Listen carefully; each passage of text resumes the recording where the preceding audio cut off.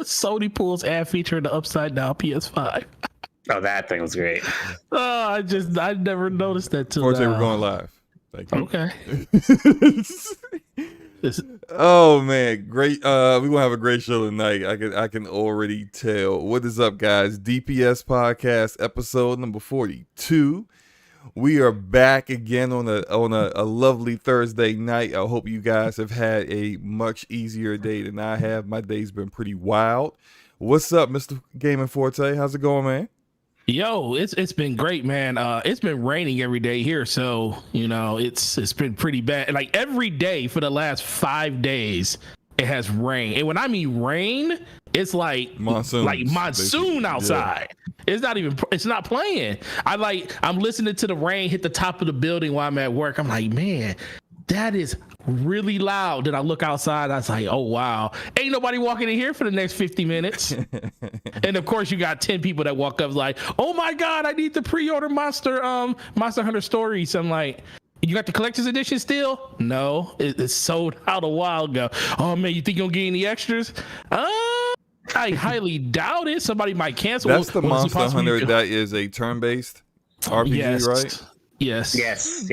Interesting. Comes out tomorrow, man. It's gonna be a wild day. Guess what else is coming out tomorrow? A bunch of amiibos that people wish they would have pre-ordered 3 months ago when they announced them, but they think they're gonna find them when they walk in stores tomorrow. Yeah. So that's how my day has been. Oh, on top of that, my phone's working again. Remember, Slomo, I told you my phones weren't working. Mm-hmm. So my phones haven't been shout out Your to phone's IT. at work. Your phone's at work. Yeah. My house phones it works all the time. It's called Pay Your Bill. But Right. My work phone, man, it's been crazy. Like haven't been able to no phone call at all at the store because it was something with the network and everything. We finally got it taken care of today, but it's been like a week and a half. And let me tell you, not answering phone calls about do you have a PlayStation 5 or when it's going to be available or anything like that. I was talking to the tech and he was like, I don't know if this is a good thing or not, but your phones are working again. I was like, yeah. I said, well, I was on a 2-week break, so I'm kind of good now. But yeah, as soon as my second or third phone call was, man, when y'all gonna get PlayStations back in the store? I said they've never been in store since day one. Really? Yeah, Black Friday. They's like, oh, well, what's Sony waiting for? Ask Sony. so I've been having fun today, man. It's been a good day though. Yeah, awesome, man. Let me introduce our special guest in the house. First time on the DPS podcast, Mike Minotti from GamesBeat and VentureBeat. How's it going, Mike? Hey guys, how you been? It's going good. Yeah, my day's been nice. It was a little busy today with the state of play at work, but then I took a little bit of a nappy nap, so I'd be nice and refreshed for this. Then I could probably watch some speed runs tonight. Games Done Quick is happening right now, so yeah, I can't complain. Things aren't too bad. It's raining here a bit too, not super bad yet, but we're getting storms rolling in every now and then. Are you East Coast or West? I am Ohio. I'm in that awkward place in between East Coast and Midwest. Oh, so you're getting what I got. I'm in Michigan. Okay, yes, we're getting your getting your leftovers. We're getting your leftovers. He said YouTube is bugging right now. Oh my gosh! Here, let me see. Okay, everything is no, it's going to start back. It started back up. Oh, sorry, started back up. Okay, yeah, just started back up. Wow, I mean, like the fact that the stream didn't end with that is crazy. Okay, everybody, let me apologize straight up. The issue here is that I've been having an issue with my power company. I'm gonna need to have a talk with them because this is literally like almost like clockwork. This happened 2 weeks ago when I was hosting our show 2 weeks ago. The same thing happened, power outage, and it keeps happening around this time. And I'm like, y'all can't keep doing this. Like these little blips where it goes out and it comes back in 5 seconds. Like to other people, they may think, oh, no big deal. To me, I'm trying to host a show. It's a big deal. So like I'm gonna have to have a word with them tomorrow. But I do apologize. We're back. Fortunately, didn't have to do a whole new stream or anything like that. And hopefully this doesn't happen again. I don't know if it's storming outside or not. I know last week when we were doing this, I had a tornado outside. It just seems like fun. you know the weather is hating. The weather's hating on me, man. my man did have a Cat 5 literally at his front door. Cat 5 outside. I'm just like, what is happening? Power outage. Again, it's crazy. So again, I apologize. We're back in charge. I did want to. We did have a super chat that I didn't get a chance to do because of the power outage. We're gonna wait until Mike was finished, but I might as well just get it out the way now, and then Mike can continue telling us about how he's been. Ramon Terrell with the $5 Canadian says, thanks for keeping me company while I'm sitting here editing in solitary, homies. Hey, no problem, Ramon. Yeah, you was a good dude. You always been supporting us, and we really appreciate you, man. I did want to shout out some other people that are in the chat as well. That guy Smitty was the first guy in the chat. He beat Mitchy Dies a lot, which is not an easy feat to do. Mitchy Dies a lot is here as well. Spotted 13, what's up, bro? We got is that Madeline Garcia? I hope I didn't butcher that, but shout out to you. Shout out to Replicant, Fear, Avenger, and After His Passion is here too. Stanley Francois and Erodimus. Erodimus is in the house. So yeah, guys, hopefully we won't have any more issues like this for the rest of the night. But Mike, sorry about the interruptions, bro. Again, no, I'm good. Tell us how you've been. Yeah, I'm good. We were talking wrestling. Talking wrestling in Detroit, and gosh, my little brief stint at Toledo. Yeah, no, I'm good. I'm good. Right. Cool. I got a good weekend ahead. I think I'm going up to Pittsburgh for a night with some friends. It's the first time I've been to like a city since like before the pandemic, so that's gonna be exciting. Big night out on the town for Mikey, so that'll be good. Are you driving or? Well, I'm driving there, but we actually got an Airbnb to spend the night. Or one friend lives there now, and Pittsburgh's pretty close to me. It's only about an hour, also. So yeah, it's gonna be nice. Yeah, it's not that far away. Right, but then I'm coming back the next day pretty early for my mom's birthday. Like I have like 20 friends and family who have birthdays in summer, and it can get a little overwhelming sometimes. But it begins in earnest tomorrow. My other brother's birthday is like the next weekend, and it just goes from there until September, basically. You got to have a second job this time of year just for birthdays. That's right. I know everyone's just getting Arby's coupons this year. I decided I can't afford all these friends and families. Not Arby's coupons. They'll get some Arby's sauce. Those are free. I'll just go to Arby's. I need all the Arby's sauce I can get. I really crave that vinegar for the sandwich. I'll just gift wrap them all. Like, sir, we've been told we can't give you any more of those. You've been here 3 times this week. Wait till they see what Arby's sent me in the mail. They'll have to respect me. But what have you been playing in the past week or so? Oh my gosh, I've been playing a ton of Final Fantasy 14 for basically the last 3 months, just constantly. I got my Death Knight, not Death Knight, that's World of Warcraft, my Dark Knight job to max level today, so that's been fun. And also actually playing some of the old Donkey Kong Country games on my Switch. It's kind of had a bug to check out. Like I was one of those kids like, oh, I don't really like Donkey Kong Country. And everyone always talks about how great it is, and I feel like maybe I missed out. So I finally played through all of Donkey Kong Country 2 this past week, and it was, turns out it's actually really great. It's super fun, well made, good challenge, and now I'm actually starting a little bit of Donkey Kong Country 3. So I've been having some fun with those old school side scrollers. I think I played that on the Super Nintendo. I think that's what they first came out on. Yeah. I don't think I may have played the first one and enjoyed it for a little bit, but didn't get into the second one or any of the other ones after that. I think that's when I was starting to get out of my phase of Nintendo fell off. Yeah, I was starting to get done with Nintendo games around that time period. But I still like Nintendo. Then I just didn't like the Donkey Kong Country games, whatever. Do you know that like Donkey Kong Country 1 is the best-selling Super Nintendo game? Isn't that kind of surprising to know now? Like it's not like Link to the Past.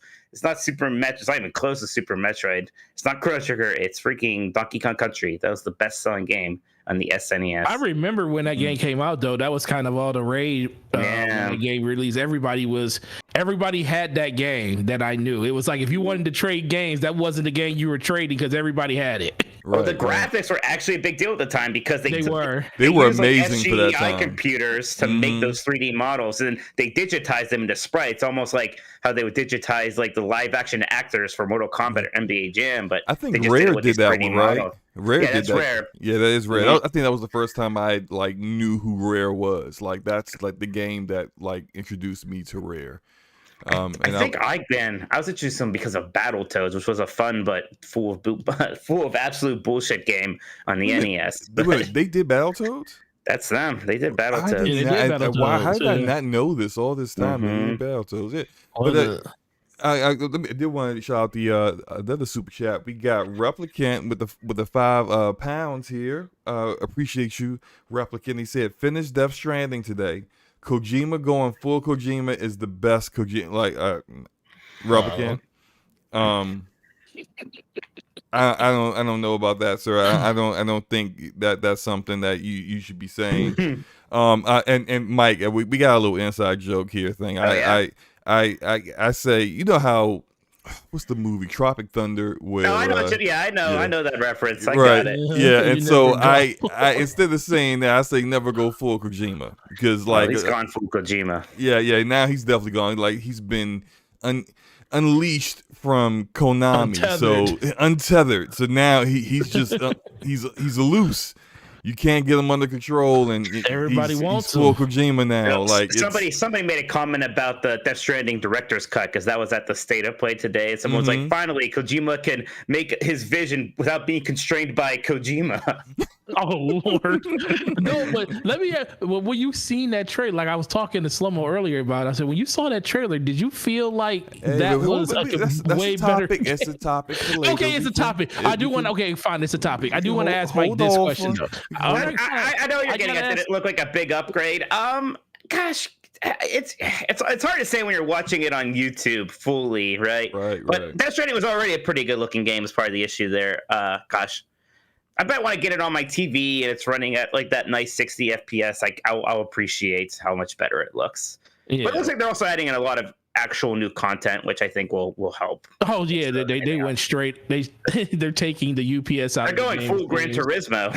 Oh, facts. Wait, we definitely gonna talk about that. But no, I do have a question about Final Fantasy 14. I have a bunch of friends that are into this game. Like they've been playing it for not months, years and years.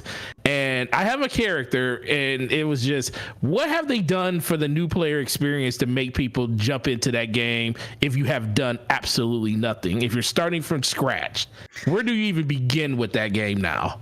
Well, you still kind of begin where you used to begin, and that's kind of the beauty and the weirdness of Final Fantasy 14, as that the old content is still always relevant, and because it's so story based, you still play through it and have a great experience. Whereas in World of Warcraft, the philosophy is very much when a new expansion comes out, we want people just to get to that as fast as possible, and whatever was in the old expansion isn't relevant anymore, and you could pay for a boost just to skip that, or if you do want to level through it, it'll probably just take you a week to do. Or just leveling a Final Fantasy 14 and experiencing that whole story is going to take you months and months to do to quote unquote catch up. I heard somebody say that World of Warcraft's about the destination. Final Fantasy 14 is about the journey, and I think that's a good way of putting it. Yeah, I was looking because it's like I love Final Fantasy. And 2 years ago, one of my friends tried to get me in, and I was like, "You guys are where? And I got to start where?" Yeah, you're not gonna play with like your friends necessarily for a long time. For a while. You almost can't think of it as too much of a multiplayer game at first. You just have to be like, "I'm going to play a Final Fantasy game."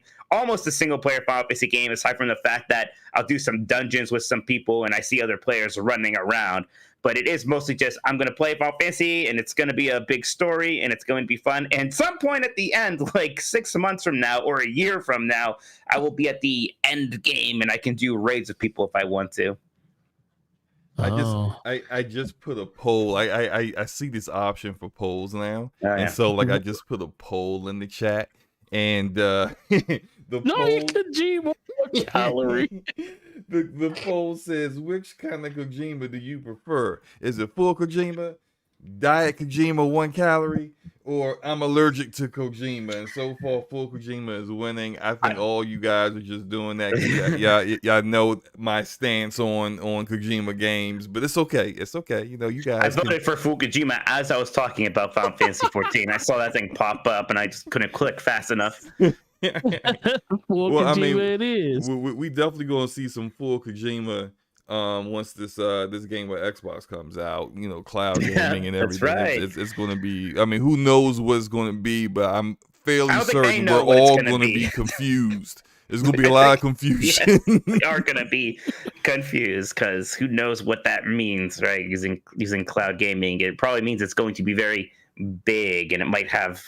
I almost imagine because like Death Stranding has like that really big map, right? I almost imagine they're going to try to do like the flight simulator tech and somehow have a game where you can walk across the entire planet or something weird. It's like we'll be going to each other's houses and doing Kojima shit, like talking about the future but also the past, and it's going to be weird. Yeah. Never thought I would ever see a game where they added man cannons for actual packages to be slung across the map. I was like, where was this when the full game was out? It does look good. Yeah, That's a game that was kind of a bummer to review because, like, you know, not many people are playing it. So a lot of that sort of everybody's building highways and whatnot wasn't really super like there for me when I was, you know, reviewing it before release. There was a video of somebody building. I know that video got demonetized all the way to heck because they used the wrong type of music. But the music fit he was building a road above a mountain, and it was the song that it was playing was "Stairway to Heaven" in the background. And he got to the very end, and it was like he realized there's nowhere else to go. Because he said because there's no one else here to help build the rest of this. Oh my god! I was like, oh lord, that the Stairway of Heaven just turned into the stairway of my nightmare. Well, let's go ahead jump into these topics. I got a little bit of gameplay showing. I jumped into the dark zone. The grief zone. The grief zone. The place where people would get the feelings hurt. You spent days upon days building a character, building a build to that you thought was good, and then you went into the dark zone and got wiped out in milliseconds. It was ego crushing. And you're not even 99 on your character, man. You definitely been slacking. I mean, what this is. So when I was big in the dark zone was back when dying would drop your dark zone level. Your dark zone level, yeah. So like when they made the changes and especially when they made the change in the dark zone where to go rogue you had to actually click something to go. You had to, like I think it was like clicking your right thumbstick or something like that to go rogue, which was different than what it was before. It was like the Wild Wild West is when it was just like I'm going rogue because I'm shooting somebody in the back of the head. Like that's like it was different then because people couldn't tell who was going to betray them and who wasn't. And when they made it a toggle, a button press, that changed everything because people had like a warning. And then like the little your Isaac AI would be like agent going rogue, and you just turn and see the guy behind you is about to attack you. It's like it made things so different, and I wasn't really feeling it like that. And back then, that's when all the incursions were happening, and they had a lot of other really good PvE content. Survival was implemented. Survival was amazing. I still play survival. I actually almost have this game 100% on the Xbox, and I reinstalled it on my Series S because I need to get 14 more. I have to extract 14 more items out of the dark zone in survival to get the 100%. So I think I'm just gonna keep playing some survival and then get that done, and then I'll finally uninstall the game forever. So yeah. Anyway, but I'm loving it. I love the Division. I got more hours in this game I think in any game ever. But back to the topics. We've had a very interesting week. And for those who were super excited for a Switch Pro, man, it wasn't the best of weeks for you. So Nintendo revealed, this was on Tuesday. Yeah, it's right after the long weekend. Yeah, on Tuesday, Nintendo revealed the Switch OLED, which is not the Switch Pro. And maybe there will be a Switch Pro. We don't know. But as of right now, you're not getting a Switch Pro. You're getting the Switch OLED, which is the barest of minimums when it comes to any kind of differences between what you currently have right now. They've added a 7-inch OLED screen, which is definitely improving from the LCD screen that they currently have right now. It has slightly more battery life. I think they changed where the vents are or the speakers are or something like that, and they stole the kickstand from the Microsoft Surface. So there you have it. That's the Switch OLED. That's all of the differences you have. So if you play your Switch docked for most of the time of your play with that platform, you got nothing here. There's nothing for you to. There's more memory. It's more memory. They did double the memory, but literally, if you play your Switch primarily, you're not getting so. You probably already have a macro SD. Right. Sure That's do. bigger than 64 gigabytes. Clearly. Basically. Right. So you don't need the extra memory either. So I've said my piece on this multiple times. I feel like that Nintendo is not going to do more than the bare minimum until people actually tell Nintendo, hey, look, we want these things, and vote with their wallet about those things. I'm not getting this. I had a Switch. I sold it because I hadn't been playing it almost at all. I love Fire Emblem Three Houses and Astral Chain and Marvel Ultimate Alliance 3. Essentially, I bought it for the exclusive content that they had that wasn't Nintendo first party. When they stopped really getting a lot of those in that I really appreciated is when I kind of checked out.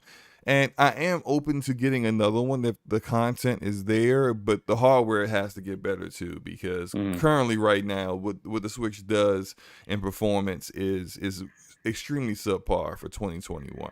Now, I'm gonna shut up for a minute and let you guys speak. Forte, what did you think about this Switch OLED? Is exactly what I expected, because the one thing I didn't fall into was all of the hype that was being surrounded by something that Nintendo themselves never came out and said. And the fact that even Nintendo at first they were downplaying it. They were trying to warn people, against everything, but then they just stopped talking about it, because at a certain point, the internet mentality is, keep pushing until we actually get the news that we want. And unfortunately, after a very long weekend, a lot of people got news, but it wasn't the news that they wanted. And for me, the only thing that kind of disappoints me a little bit out of it, there's a couple of things. There's two things.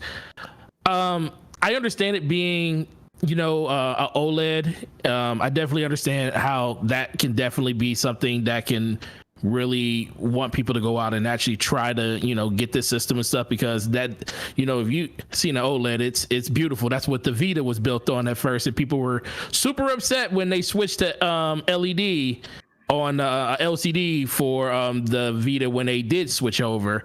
But I think it's going to be great in that aspect, but still no improvements to the Joy-Con. Literally people are companies are making money off of the fact that everybody know if you buy a Switch, you need to buy a warranty, because guess what? Joy-Cons ain't cheap.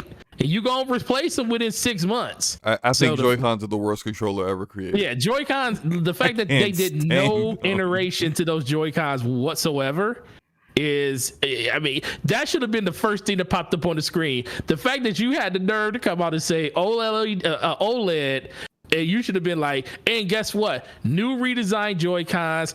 Gone are the days of the drift. But guess what? The drift is still going to most likely be there. So those are my two main. Well, that's my main problem with it. And then the price. I mean, take it or leave it. $50 extra. I mean, you know, people are going to spend it if they really truly want it. They're going to buy it. You're basically, you know, that old Nintendo tax. That's basically what's going on here. And I didn't expect anything less. I was in a party with Luca when they first unveiled it, and she was like, "How much do you think this thing is going to be?" I said, "Oh, probably $350. It's not going to be $400. It's going to be $350." And this is just what Nintendo does. You know, Nintendo is something of a enigma when it comes to other platforms and everything. They kind of operate in their own space-time continuum, and they're going to continue to keep doing that. But I appreciate the one thing that the Switch OLED is doing is it proves that Nintendo is moving in a handheld direction. Their last two iterations of the Switch have been geared towards handheld. First, we got the Switch Lite. Now we're getting a version of the Switch where everything that they pretty much added to the system benefits you on the go. Nothing at home with the exception of the Ethernet port. Everything else, better screen on the go, more space on your memory card on the go. I mean, that can benefit you anywhere. And then the fact that you got a Surface kickstand on it, which is a benefit for you wear on the go. So I think that kind of speaks to what Nintendo's been looking at over the course of the last 3 or 4 years for the Switch. Is this system is literally the best iteration that we ever had when it comes to like hybrid between our consoles. And I consider them to keep going in this direction for the foreseeable future. Mike, what do you think?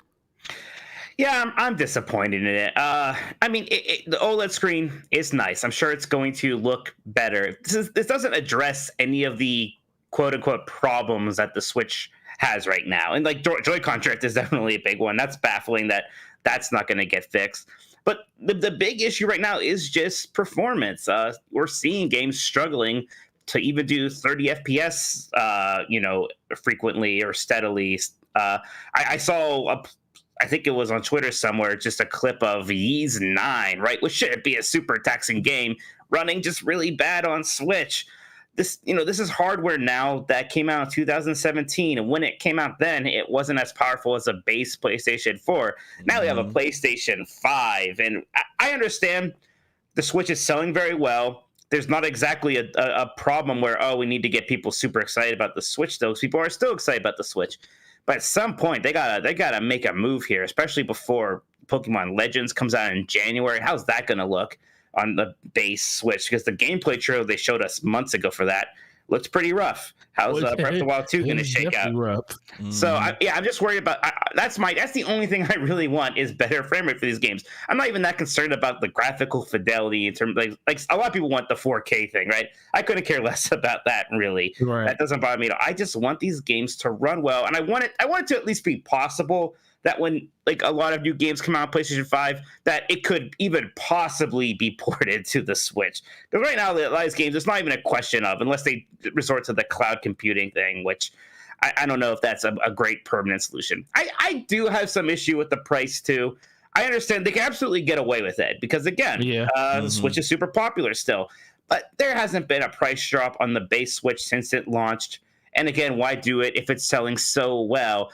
But you are charging $300 for that 2017 hardware still, and we know how typically hardware should go down in price because things improve so much. Right. It seems to me like they could have at least say, okay, the base Switch is now $250 and the new model is $300. That's fine. That makes sense to me. $350 for a kickstand and a better screen, like some better internal memory. That seems right. Look, I'm someone I'm defending Skyward Sword costing $60, right? People are mad about that. I'm fine with that. I'll pay $60 for Skyward Sword again. Who gives a shit? But this price, that's rough. I think that's a little scummy. It's $50 more than an Xbox Series S that you could get with Game Pass. And it's way more powerful than the Switch. Let that sink in. And $50 less than a PlayStation 5. But guess what, Slobo? It's not portable, and that's where the price goes up at. We all know. And this ain't. And shout out to wait, hold on. Shout out to Erodimus. Little connector thing or whatever that like I've been right. seeing going around, where you can get a little LCD screen connected to your Series S, and I mean not portable, but I mean portable to the point where you can put it in the hotel. It's just like those games, little carry cases you can take to the hotel with you. That's as portable as that thing could be. But shout out to Erodimus. He said, Forte, you need to take off your GameStop salesman hat and say that the new Switch is trash. Listen, in so many ways. No, I can't say it because this. No, I can't. It's not because I don't think it's so. It's four words. The Switch. It's not trash. It's trash. It's not trash. It's not trash. It's not trash. It's not trash, but there's a whiff of garbage about it. It smells like a little bit of dumpster juice is going on here. So part of the hold on. problem. But before you continue, I want to do a couple things. The poll ended. Which kind of Kojima do you prefer? The winner is full Kojima, 47%. Y'all are crazy. At second choice is Diet Kojima, 1 calorie at 29%, and I'm allergic to Kojima, 23%. So look, I think we're going to do at least one poll a show now that they add that implementation in, because I can see the possibilities. Good grief. We did have a super chat from Webhead. Shout out to him with the $5 super chat. Thank you, sir. And he said completed suicide mission in Mass Effect 2 for the first time. Oh man, that had to have been an experience for you. With the whole crew coming home. That's what I like to hear. Got that achievement. And Mass Effect 2 is the GOAT. Yes, it is. It's such a good game. I'm still just halfway through Mass Effect 1 on the remastered trilogy, so I need to finish that. I still don't have that achievement, bringing everybody home. I did that back in the day. I did it the first time when I played it on 360. Well, no, because I like Mass Effect is one of those. It's one of those, except for now because the Legendary Edition's out. So I'm gonna make it an effort. I'm gonna make it not even an effort because I know what you have to do now to do it. But I'm gonna get it on this time around. But for the 360 version, I was such a stickler for I only played through all of them one time. Like I went back and did, pieces of other playthroughs, but never finished them a second time because my first playthrough was so memorable. It was like, I was like, yo, I wanted to go back and save everybody. And I was like, I'm not doing this. We gotta do this. I know it's not a word. When you get to Mass Effect, when you get to the suicide mission, yes, I need you to stream it. I'm gonna join you in Discord. I'm gonna coach you.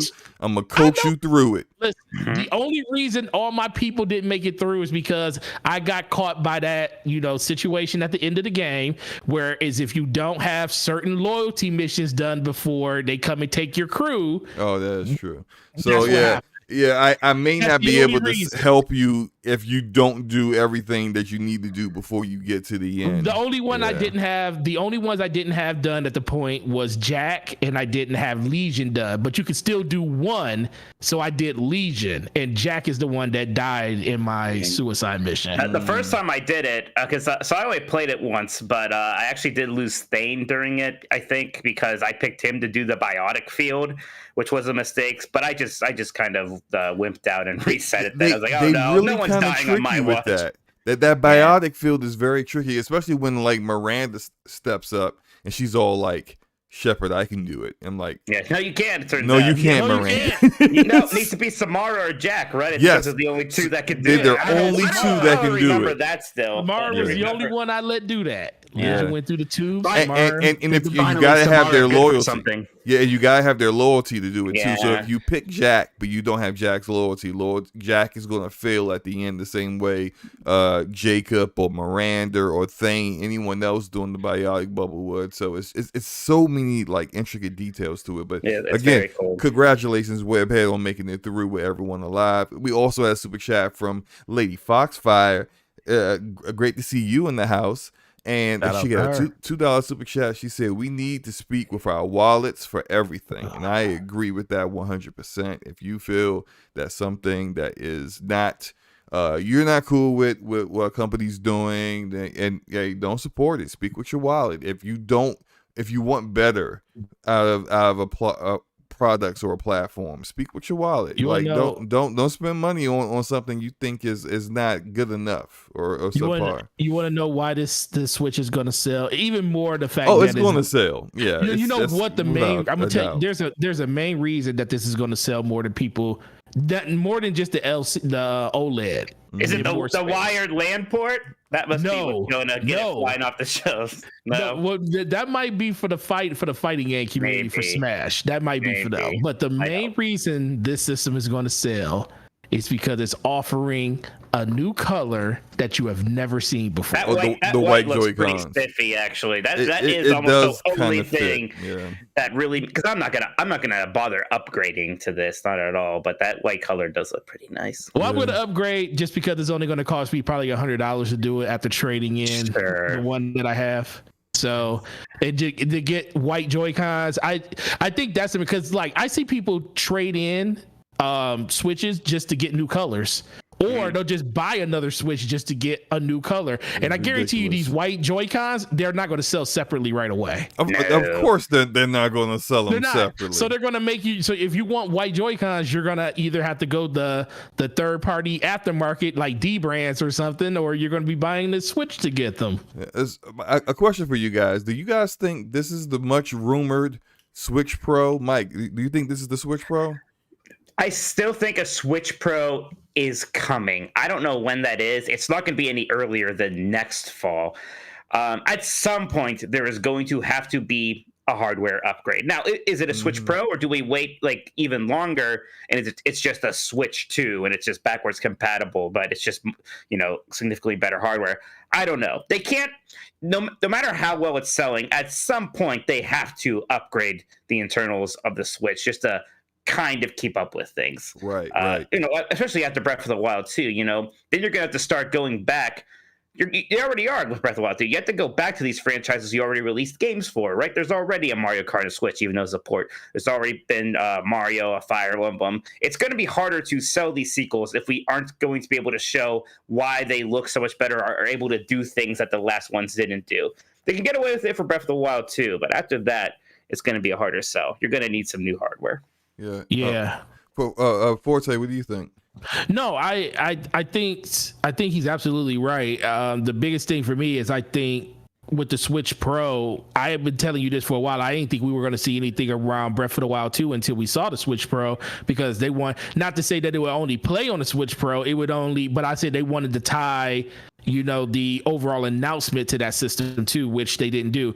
But also the fact that I know your co-host Jeff Grell was talking about this too, where he's talking about the Switch Pro also being something that Nintendo might just want to announce later.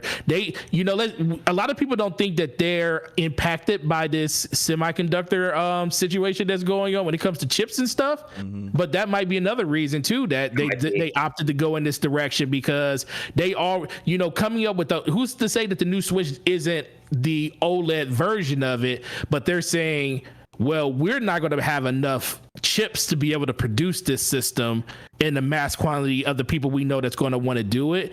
But what if we do a refresh of our original Switch with just that OLED, give everybody the benefits of more space and everything, basically a half step, not even a half step, a quarter step on what the platform we have now. And then once this chip shortage actually figures itself out, we can actually full bore go out and actually give people the system that they want at a later date. It may be egregious for Nintendo, but I think that might be the direction that they're actually heading in, because like you said, at a certain point, they have to do something to get the performance up on this Switch, because you talked about this yesterday on Brap yesterday, Slow Mo. Third party is the reason the Switch is selling as great as it is. Nintendo is notorious for telling people we're going to make our hardware basically as good as it needs to be for our games. We don't care about third the hardware party is designed around their first party software, around their stuff. Right. So the fact that they're seeing such love from the third parties when it comes to this, unless they want to lose that, they need to do something to actually bring, people like bring Call of Duty over and stuff like that. I mean, they already got Apex Legends over there, and you almost fainted when you heard that Apex Legends was on the Switch. Yeah, because I'm pretty sure you gotta play it with oven mitts with how hot the thing is trying to play that game. Shout out to Enrique, Basement Radio Arcade Podcast with the $5 super chat. Crap. He said DPS. We found Devontae. It's just a joke from last night.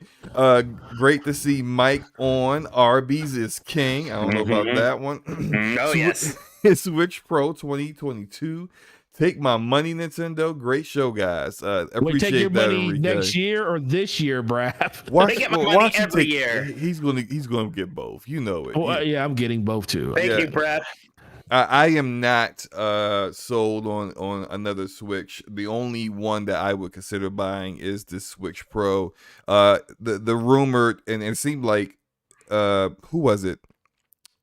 Bloomberg. Well, Bloomberg had that original big rumor that everybody, and they got things right with the OLED. They got a lot of it 4K right. Was coming, yeah, and that's not the case right now. Right, and that 4K is just not. And they got everything else right except for the 4K part.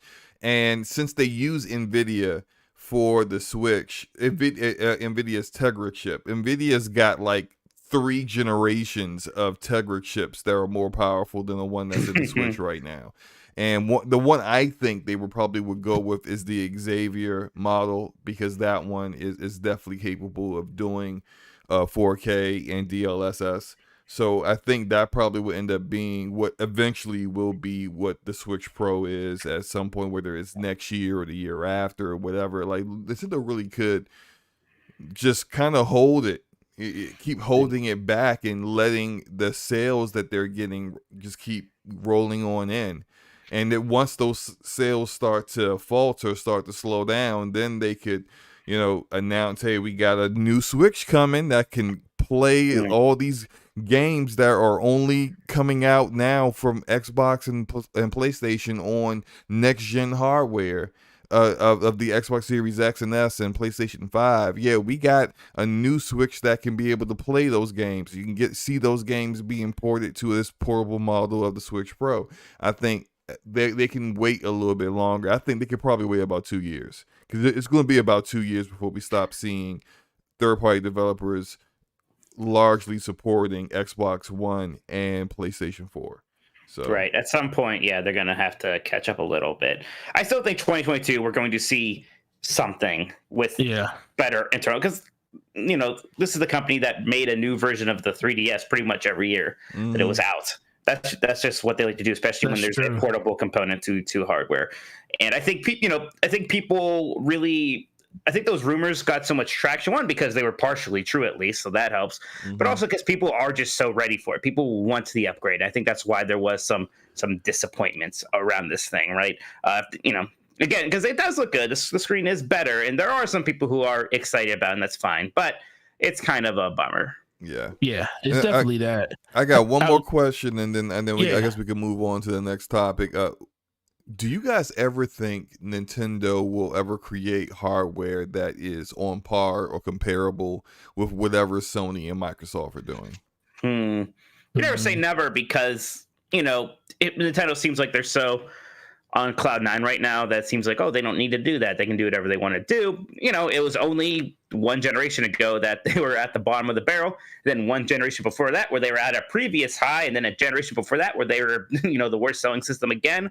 So, who knows? Maybe someday they're going to have another flop. They're going to be down on their luck again, and maybe the strategy will once again be, we need to make just top of the line hardware once again, like we used to, and that's how we can succeed. I don't think anytime the next 10 years we're going to see any Nintendo console that's better than the newest PlayStation. But after that, who knows what everything's going to look like? Yeah. The question is, do you ever think we're going to ever get back to that old saying, now you're playing Nintendo, now you're playing with power? Now you're playing with Tegra, that was their slogan, man. That was back when their hardware, they used to care about power. Yeah. All that ended with the Nintendo 64.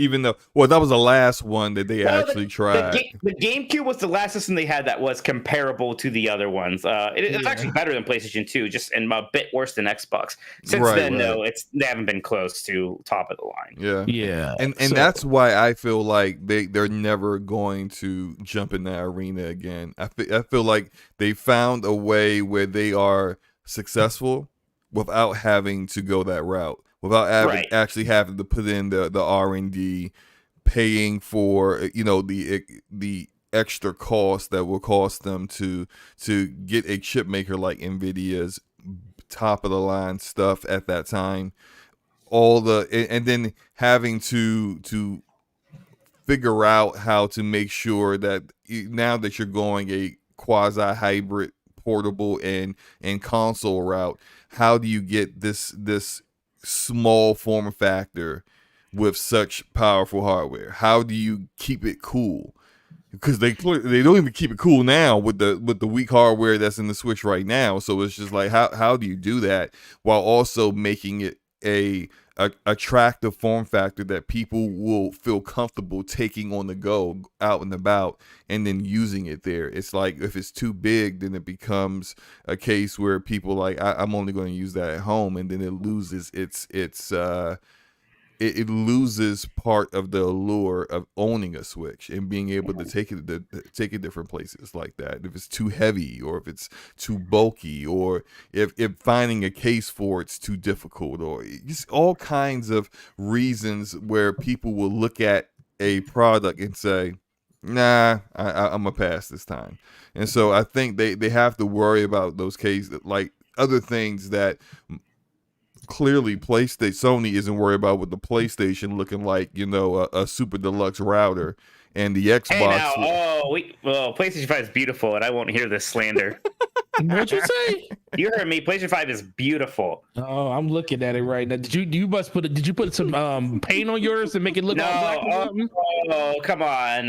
What is this? PlayStation 5 is great. That thing looks like something out of, what's the name of that movie? I can't even think of the name of the movie. It looks so bad. If I was a lady, I'd be putting a ring on it. Oh, wow. Unfortunately, you put a ring on it when you caved down and bought that $400 or $500 system. Oh, no, man. I got that straight from Sony.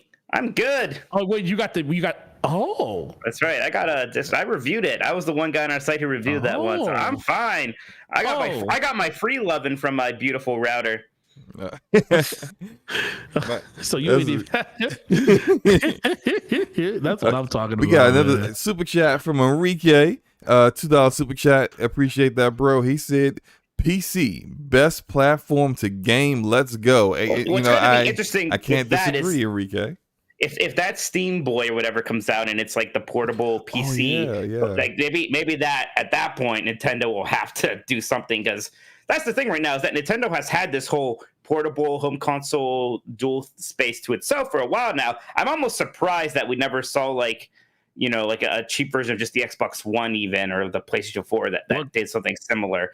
Right. But at some point, Steam's going to get involved. Even these Chinese kind of portable PCs are surprising decent quality, and they're getting better. So at some point, there's going to be some pressure on Nintendo. It's going to have to compete with other people doing similar things. Yeah. And I can't see Valve coming out with a portable hardware option that isn't outperforming what the Switch is. It's going to have to. I mean, it's going to have to perform. I'm sure it's going to outperform that Tegra chip that was already outdated by the time they put it into the Switch. So they'll be okay with it. But are they going to have Nintendo games? That's the question. No, they won't have Nintendo games, but they will have everything else. They'll have everything. Steam's got a lot of games. They'll have all those JRPGs, and they'll have those censored hentai games, right? There you go. And Xbox is putting their first party games on Steam at launch now. Yeah, and so Sony's first party games are on Steam too, not on launch, but they're getting there. They're getting there. I mean, that's a lot of potential right there. That's a lot to worry about if you're Nintendo. That's a lot to worry about if you're anybody. I see my brother's in chat just in time for me to talk about hentai games, so that's great. Hi, AJ. So I do have one question because we move on to the next thing. Since we have you, I wanted to ask you about you saw the Breath of the Wild 2 reveal, which was pretty much just Link falling from the sky and that was about it. What do you think? What do you think? What do you want out of Breath of the Wild 2 when they do finally show that game off? I mean, I'm mostly okay with it being more Breath of the Wild with just some fun twist, and the whole like kind of sky-based stuff. That's enough of a twist. I really want dungeons to be a bigger part of the game. We kind of had that with the Divine Beast, but I love those Zelda dungeons. I want those kind of bigger areas to kind of have these larger interconnected puzzles and chambers and more thematic kind of experiences like that, as opposed to just the shrines are great, but they all kind of look the same and they're all smaller. So, and even the Divine Beast, they all kind of look the same. So dungeons are just a great place because you could be like, oh, this is the Spooky Mansion dungeon and this is the Snow dungeon. You know, you can be creative there. So dungeons, that's the big thing I want. Yeah, I agree 100% because I love Breath of the Wild. It's one of my favorite games ever. And for me, it's a shame that you had to get to the DLC to get those dungeons you were talking about, because a lot of people didn't play them. It's like I didn't play DLC, no, so I don't even know. Yeah, that's the thing. Like everybody keeps saying, well, there's no dungeons in the game. There's only shrines. I said, no, there's dungeons in there. You just got to wait till you get to the DLC to get to it, which is kind of a fault in general of what the design of the game was. But I'm pretty much in line with you. I like the innovation that they did in just changing up Zelda.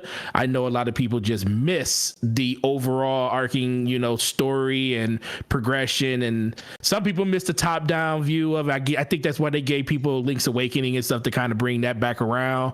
But in general, man, I'm just super excited, and hopefully we do get something around the Switch, this next generation Switch, or just another revamp of what the Switch is. But part of me feels like Nintendo's going after that number one spot, and we won't get another version of a Switch that's like completely moving the needle forward until they take over that number one spot as the number one best-selling system ever. So they get to 155. I think once they get to 155, I think that's when you'll see them.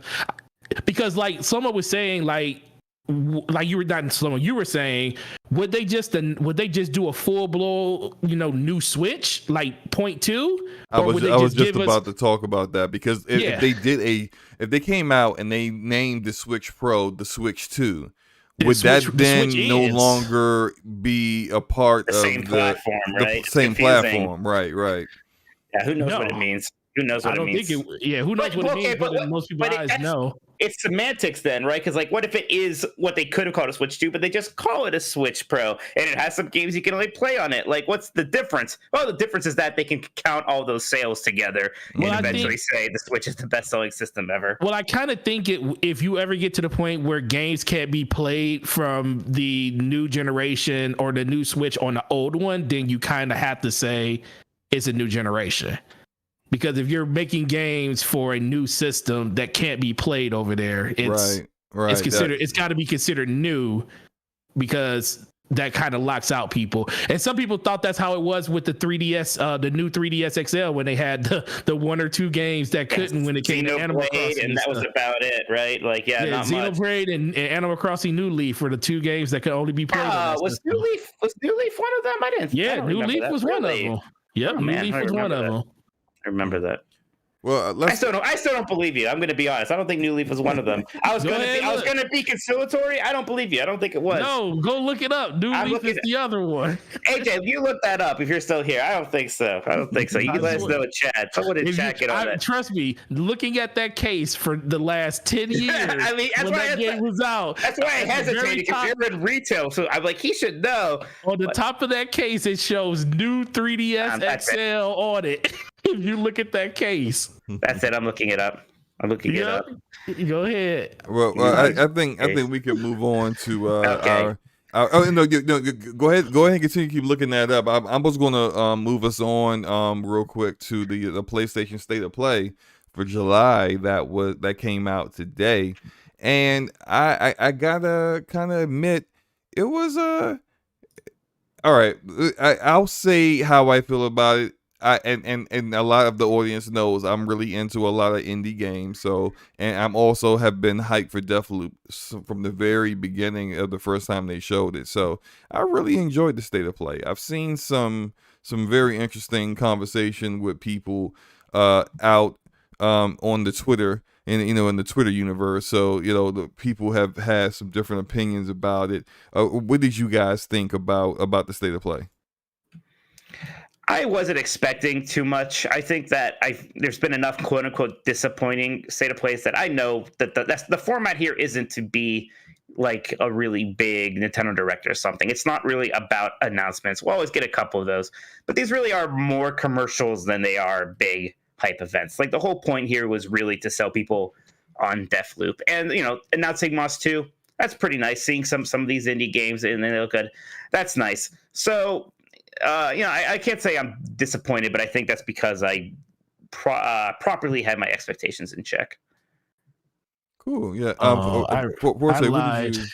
You were wrong? Yeah, I was. And you admitted it? Wow. I was wrong. It is 10. I had it mixed up with. And this is July 8th. Hey, Forte admitted he was wrong. I had it mixed up with Fire Emblem Warriors is the other one. That's the one. Oh my gosh! Yes, that's right. That is what it was. It was the. You're right. You're Fire right. Emblem, yeah, it's Fire Emblem. Was it Fire Emblem or was it? I think it was Hyrule Warriors. Maybe I don't think Fire Emblem Warriors ever came out 3 games. Not to say to call you wrong again, but I think you mean Hyrule Warriors. No, I'm looking at the list right here. It says Xenoblade Chronicles, Binding of Isaac Rebirth, Fire Emblem Warriors, Wind Up Night 2, Rainbow Pocket. Futuredom, EP Deluxe, Block Form, and Pixel Hunter. Okay. Well, that's very big of you, and I don't mind. I don't mind. I don't mind being wrong. There's actually more, but it's just no reason to bury myself anymore than I just. That's all right. We all work on this. I'm just up on my Nintendo. I'm pretty. You should. Listen, you should be. It's been a long time since I looked at the. You know what threw it off? When I said when you look at the case, it wasn't that it said new 3DS on it. It says it was one of the first games that had Amiibo support. That's it. And you know what? I was wrong. Fire Emblem Warriors did come out for the new Nintendo 3DS, so that is absolutely correct. Okay. Cool. Okay. Yes. All right, we're even. We're good. There we go. Yeah, kind of. What was your question, Slow now? His ego had to get a W. Somewhere, bro. Somewhere. I said, how did you like the state of play? It was okay. I mean, you really can't be down on it because Sony came out and pretty much told you exactly what was going to be in it, and getting a chance to see a little bit more Deathloop. I really haven't been paying that much attention to it because it's just hasn't been on my radar. So I was like, well, they're actually going to put a state of play to it, so let's check that out. And I actually like the gameplay they showed. It's arcade through and through, and I think it's going to be a very fun game for people to jump into. In general, I like Sifu. That looks really cool. I'm so down for Sifu, man. I can't wait. Yeah, that game looks. That game really looks cool. Shout out to Lord Cognito. I think he's gonna love that game. His whole martial arts side is just gonna probably come spilling out every time he gets a chance to play it. But yeah, going back to like Death Stranding actually kind of got me. I couldn't stand looking at that game at first, but looking at the trailer, and let me tell you, trailers can sell you a game. People don't realize how powerful a trailer can be, but I'm looking at this trailer like, yo, when do you get guns that you can actually do all this inside of Death Stranding? I was like, this actually looks more cooler than I actually thought. And then you start seeing man cannons shooting packages all over the place. So I'm not sold 100% yet, but it's piquing my interest because it is a very, very good looking game. And you kind of just want to see it, just to experience it. And it's not like we have a bunch of PlayStation 5 games out there that are native to the system that we can play anyways. We need something to actually take up some of the time that we got for the latter part of this half of this year. And outside of that, there was another game. I can't think of it was a side scroller. I was about to ask, what was that side scrolling game, the side scrolling X game with the animal people? What was that? Well, you know what? I thought we could just go through because it wasn't that long. We could just go No, through we the could talk about games. every game probably. Right. Yeah. So like Go ahead, go through it. so the first game they showed was a VR game called Moss. Moss Book 2. Moss 2, baby, book 2. Book two. Excuse me, not Moss 2. Moss book. Oh, I 2. said the same thing when they were showing. I was like, "Oh, this is Moss 2. Oh, book 2. Never mind." Yeah, they're really overestimating how much I read apparently. But yes, Moss book 2. Now the one thing is that I have never actually tried VR outside of like well, not modern day VR. I tried VR in like arcades and at like amusement parks like back in the day when I was a kid, like the trash VR, right? Yes, I've never did actual like VR like the Valve Index or the Oculus or the HTC Vive or the PSVR. I've never done any of those. So this is I'm looking at the footage of it and I'm just trying to understand like how this game plays in VR because usually I see a lot of stuff in VR that's like first person perspective. Yeah. And That's what's interesting about it. That's not first person. There's been a few games like this. The Astrobot Rescue Mission on PlayStation VR is kind of the best of these, I think. But Moss was right behind it, where you do kind of have this perspective, like you're looking down on almost like a diorama. And then you're controlling the character that way, and it actually works surprisingly well. It's really neat. I kind of almost sometimes prefer it to just a full first person experience. Like you're almost kind of like you have like the god view of the field. Interesting. So you're definitely getting this one, Moss Book 2. Yes. Once I figure once PlayStation 2 VR has. Where PlayStation VR 2 has some better details and I get a better look at it. I like VR. I am one of the people who will get sick with it after a while. So it can be hard to justify spending another, $500 or whatever on another thing. But we'll see. If they do another Astro game for VR, that might tip me over on PlayStation VR because those Astro games are amazing. Yeah. But Forte, what did you think about Moss Book 2? Oh, it's cool. Played the original. I didn't finish it. It was just one of those games. I actually watched my daughter finish Moss on VR and stuff. I'm pretty much in the same lane that Mike's in. It's like I kind of want to wait to see what the next VR is going to be in order to kind of dive into VR a little bit deeper, because the one thing a lot of people know about VR, the better the frame rate, the better the overall experience will be, and the less likely you'll be sick from it. Now, I'm not one of those people that get sick, because I always tell people, I think everybody would enjoy VR. The thing comes down to how does it make you feel when you play it? Because I think everybody that plays it has this experience that's like, yo, this is crazy. But it just comes down, can you handle the sudden movements and motion? So you're saying the technology like isn't there yet, basically? Yeah, it's not there to a point where I think the broader amount of people, the broader community can enjoy it the way they want to. It's like I won't say a very exclusive amount of people that can do it, but I do think there are a set of people out there that can just deal with VR, and those are the people that sing VR tunes to the moon because they don't have that issue. But for the greater part of the community, they sit down and they try it, and it's like, yo, this is fun, but I feel dizzy. And you know, I was a person that was able to play. I was able to play Star Wars. Battlefront 2. I was able to play VR. I was able to play that in VR. I was able to play the latest the Squadron game that just came out. I was playing that. That was actually an amazing VR experience. That was amazing so VR. Cool. That game was made for VR. That was I had a flight stick and VR and Squadrons. Yep. That was really cool. Yep, I did. I actually bought Ace Combat 7 on PlayStation 4 for the VR because I had the flight stick and everything. So I'm one of those people that I can mess with VR and not get sick with it. But it's just not enough people to really push that platform forward enough. And I think Sony does a really good job in not promoting it, but kind of basically just pushing it forward. But until the hardware catches up to it, I hear, like, I don't have the Quest 2, and I hear the Quest 2 is freaking incredible. Right. Well, not having wires helps so much, right? Yeah, it helps. Yeah, not having, and that's another thing I think too. The fact that you could be sitting there and then someone trips over the cable, and next thing you know, your head getting yanked back, and stuff like that. So, in general, and you would I think be completely it's a good thing. like shocked by that because like you got the headset on, you don't know what's about to happen behind you. That could be really jarring. I get that too. I watched my daughter beat not Final Fantasy, Resident Evil 7 fully in VR. Oh no, Wow. I did the VR for that at E3 at a demo, and I was so scared. The poor PR like ladies from Capcom had to hold my hand basically. I'm never playing that in VR all the way through. No way.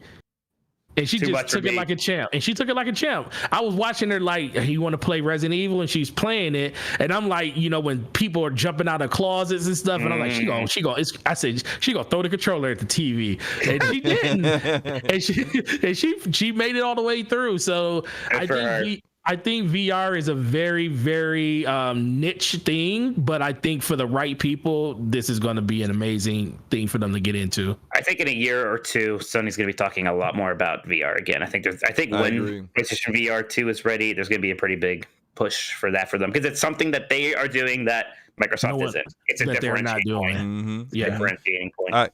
I will eventually get into VR. I just want it. I want to see more games that are on the level of like Half-Life Alyx, like AAA endeavors, where it's like a huge game that you can see that the developer and the publisher threw massive amounts of money behind it, and the production value is really, really that high. That's when I want to kind of like give VR a shot. I like my indie games, but I don't see myself investing $200-$300 in a additional added side-on component to a platform for games that I like my VR games, but the way I like VR, I know that they're hit or miss. Some of them, and when I say they hit, sometimes it's like, wow, this game's amazing, and this would have never been approved by a big-time publisher because it's so unique and innovative. And then sometimes when they miss really badly, and I don't want to spend that kind of money on something like that only for it to end up collecting dust. Unless there's something really amazing I know I'm going to be into when it comes to it. But I think the next game was Arcadegeddon, I think it's called. Oh gosh, yeah, I wasn't even paying too much attention to this one. It looked okay. Yeah, it's made by Ilphonic, or I think I'm saying that right. Ilphonic. They did the Predator Hunting Grounds game. Hunting Grounds game. That's right. They're the Friday the 13th people. Right. Yes. And this one, I can tell this is an Unreal Engine 4 game based off of the character movements. There's like their character movement tools inside of Unreal that are basically just there for any developer to make use of, and you can see the movement of the characters is very similar to like Fortnite. The whole thing looks very Fortnite-y. Yes. Even the art style, the graphics, it's very Fortnite-y. Right. And it looks like the kind of game that I can see streamers play, because I see a lot of streamers play stuff like Knockout City and Fortnite. It also looks like Knockout City. Right. Games look like this now, don't they? Yeah, and so this is Ilphonic really jumping into that arena of the younger generation and the kind of games that they resonate with, which are multiplayer online, kind of not really party games, but games where very it's social, social competitive games. I don't know if that's a thing, but that's what I would call them. Exactly. That's a perfect description of it. This is not something I would get into, but I thought it was. I think it's already like. It's in early access, and they said it was available now or something like that. Yeah, today it's early access today. People. Yeah, so that I was actually kind of shocked by that. I didn't know that they were doing early access stuff. So Jeff Grubb said the same thing to me. I do think they have been doing it, and I'm not super sure. I don't think they made a big deal about it like Microsoft did. Yeah. But this, Forte, is this something you're gonna play? I already know the answer. I had to ask anyway. Nope. I'm looking at this game like, why would I play? First of all, it's a co-op game, and if I'm gonna play a co-op game, I'm gonna play Back for Blood or Aliens Fire Team. I'm more interested in those games. Not saying I wouldn't play something colorful and something like this, but I feel like this is too close to Fortnite for me, and I feel like I'm like really following in my kids' footsteps if I play something like this. And they should be following my footsteps, not the other way around. Mike, are you gonna play this? I don't know. I do play some games like this with some of my friends. We like we were playing Knockout City actually quite a bit. So if one of them tries it and they're like, "This is our new game for a month," I'll try it.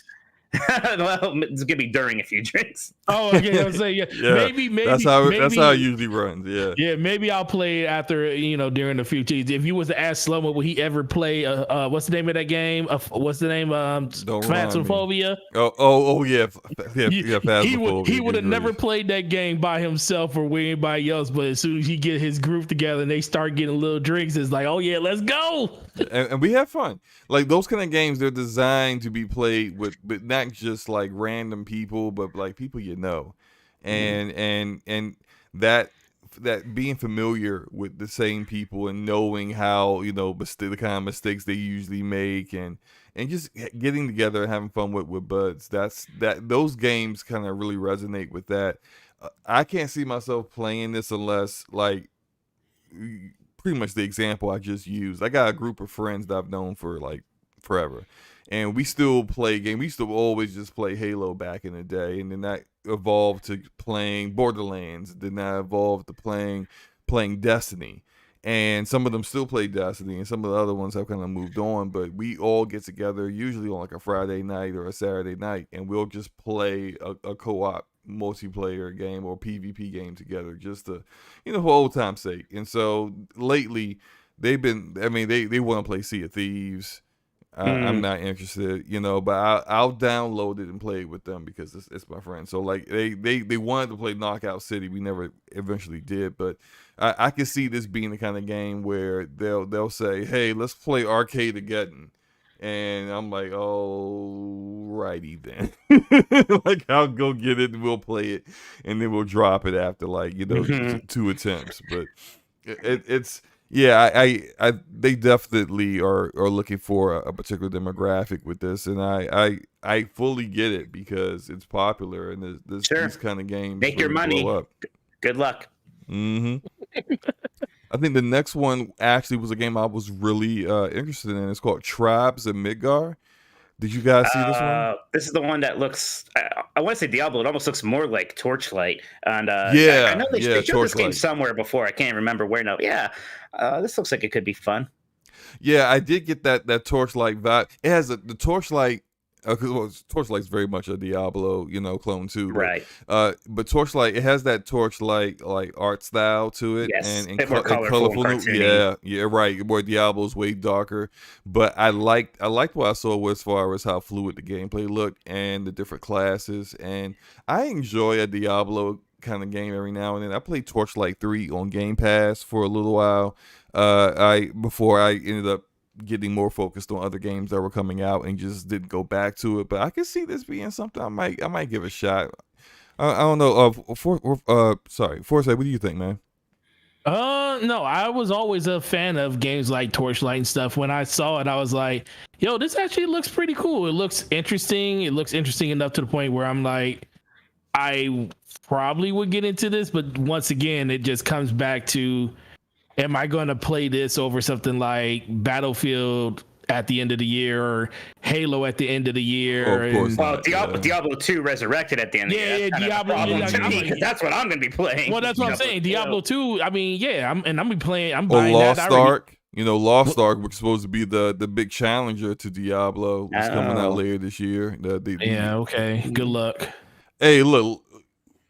Good luck on a remaster in part 2. Don't sleep on Lost Ark, because I'm not saying no. That game, for the regions of the world that played that game, they say it's better than Diablo. So. No, I'm not disagreeing with you on that. But if this was Diablo 4, I would agree with you. But the fact that this is a remake of Diablo 2, which is the game that everybody wanted them to do so they could jump back into that world, because Diablo 2 up until this point is the best version of Diablo. I think that's where I'm like, okay, it could be good, but I know a lot of people are going to have a very, very long tail when it comes to Diablo 2 when they release it, because that's where I'm going to be at on PC and on.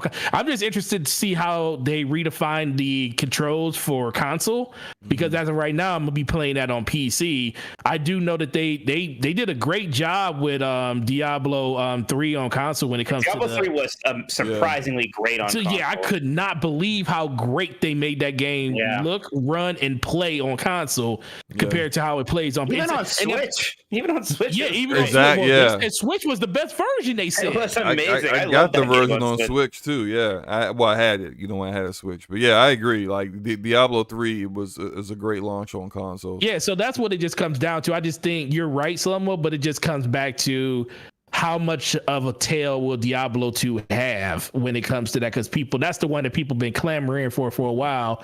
But you might be right though. You never know with these type of games. Yeah.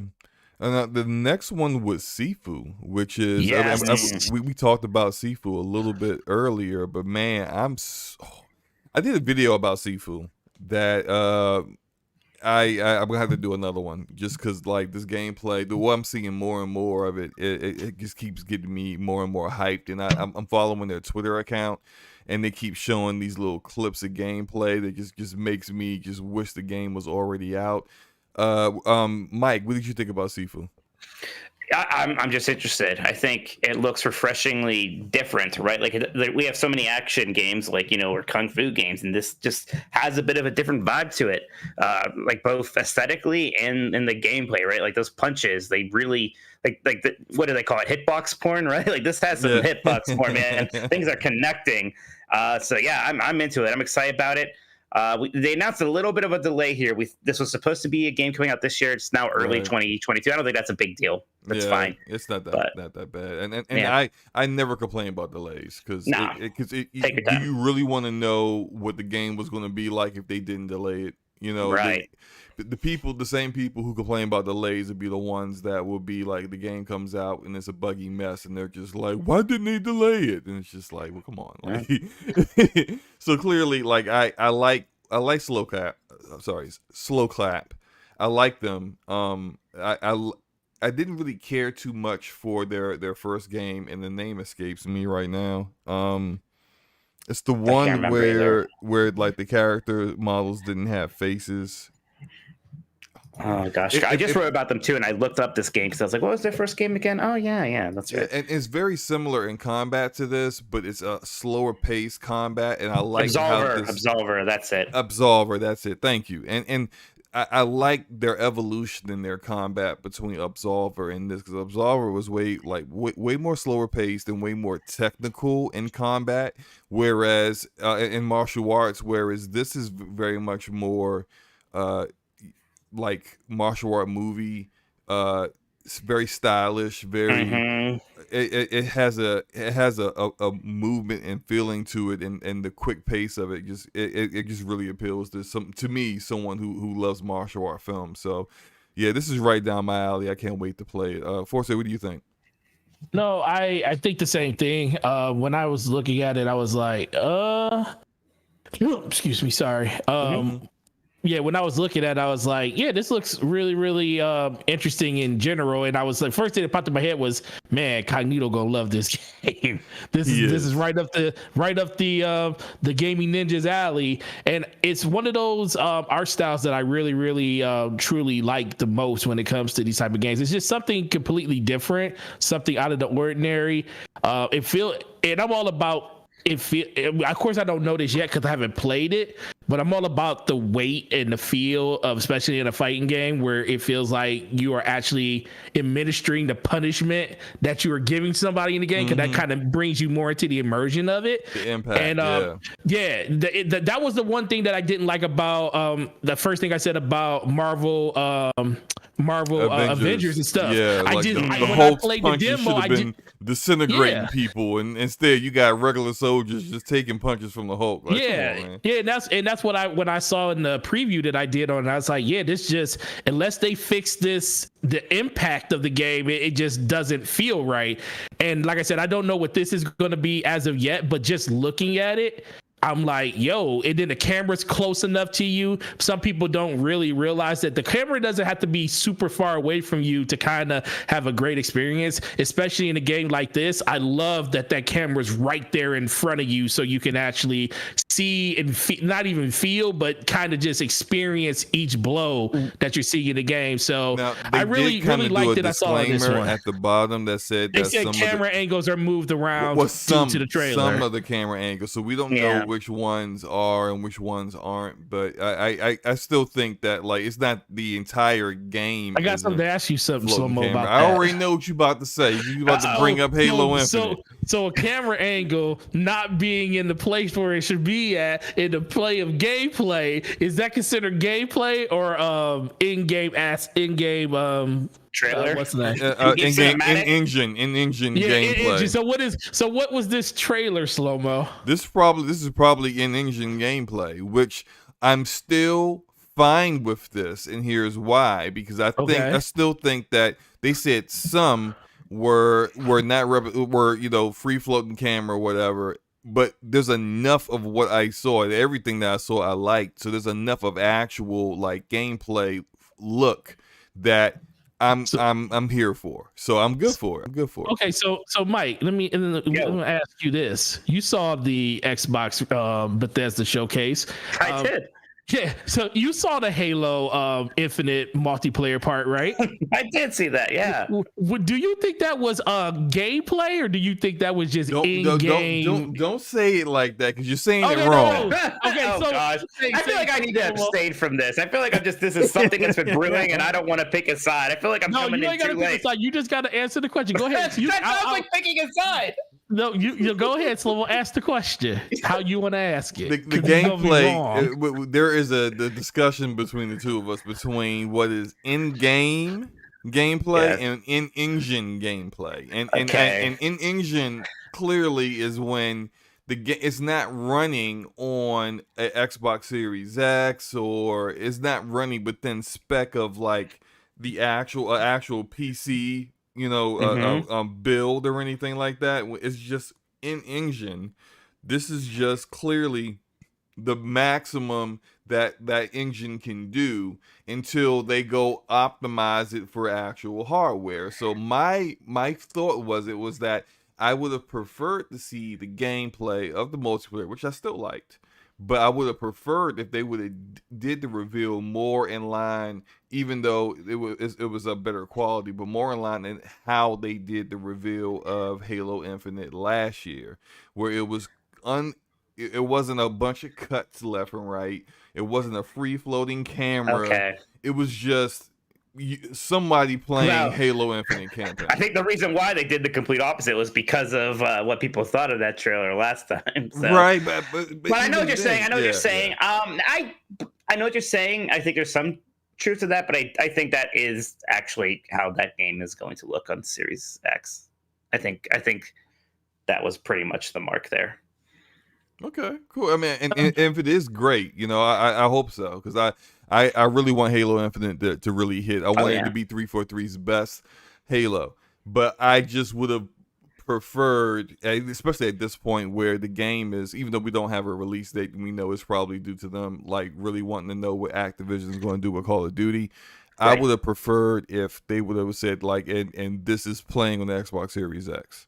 Isn't it nuts we don't know about the next Call of Duty yet? Like man, that's gonna have to happen. Fire. That thing's gonna happen soon. Well, you said it's a dumpster fire. Man, that thing, they usually announce Call of. Do you realize that Call of Duty is normally announced in May? It's usually announced during like the finals, right? In the finals, like earlier in the NBA playoffs. I mean, like towards the because the finals are in June normally, and they usually during the Western Conference and Eastern Conference finals they do it in May. Mm. And May has come and gone by 30 plus days. But by the way, score updates: Suns are up on the Bucks 70-59, and the Suns are gonna sweep them. It's kind of over. Well, that's good. Chris Paul get a ring, but I like the Bucks. I got a friend in Milwaukee, so I had a bit of a soft spot for the Bucks. Yeah, well, Mike, you did great, Mike. You know, the fortunate thing is, since you're the guest, Lomo, if that was me making that saying that, it would have been an argument back to Sunday. Mike explained his point very well, unlike you, Forte, who don't seem to explain any of your points in any kind of way that makes sense whatsoever. I'm just right. That's all. You're not right. But, let's move on. The next one was the Jet, Far Shore. Yeah. Jeff Grubb is high on this one. Jeff's excited. This looks so much like a Jeff game because it looks kind of boring, but also neat. So it's totally his thing. Oh, it's the Super Brothers doing this. I missed that detail. Okay. Yeah. The only reason why I'm interested in this game is that the person that's doing the music is an artist called Scientific. His work is, I think he does the best music in video games in the entire industry, bar none. If you would know his work if you've played Oxenfree or Afterlife, which are the two games made by Night School Studio. He's done work with them, and the music in those games are so good. And that's I probably won't play this. I probably will just download the soundtrack off of Google Music or something. But my interest in this game is clearly just because Scientific is involved in it. But I know you said Jeff Grubb's really, really high on it. What about you, Mike? It's funny because I think I was writing about one of the other games, so I didn't fully pay attention to this trailer when it aired. I'm kind of looking at it now. I'm like, yeah, this looks pretty cool. Again, it looks a little different. There's a bit of a No Man's Sky vibe to it, almost even a little bit of I'm getting a Flower vibe from it. I don't know if it's just because of the way you're kind of flying through those grains and stuff. Mm-hmm. But yeah, this looks nice. I'm interested in this. It's different. Forte, or I think I know the answer to this one, but yeah, are you interested? No, actually, when I first saw it the first time, it's like one of those games that I just need to see more. But from the aesthetic, I'm a sucker for games where you fly. That's one of my favorite things to do. So you love Superman 64? No, not that type. Not that type of fly. Anything where you jump in a machine and you fly. I even play No Man's Sky when the game was the most hated game in the world because you could fly in it, and it was actually pretty enjoyable. So looking at this game, it's on my radar. It just, like I said, it all comes down to, they need to give a release date. It's 2021. So it really just comes down to what's coming out around that time. Now, is this a game that could definitely get picked up at a later date? That's actually a cool thing. And was this the game that they announced that was going to be PlayStation Plus? They did show a game that was PlayStation Plus.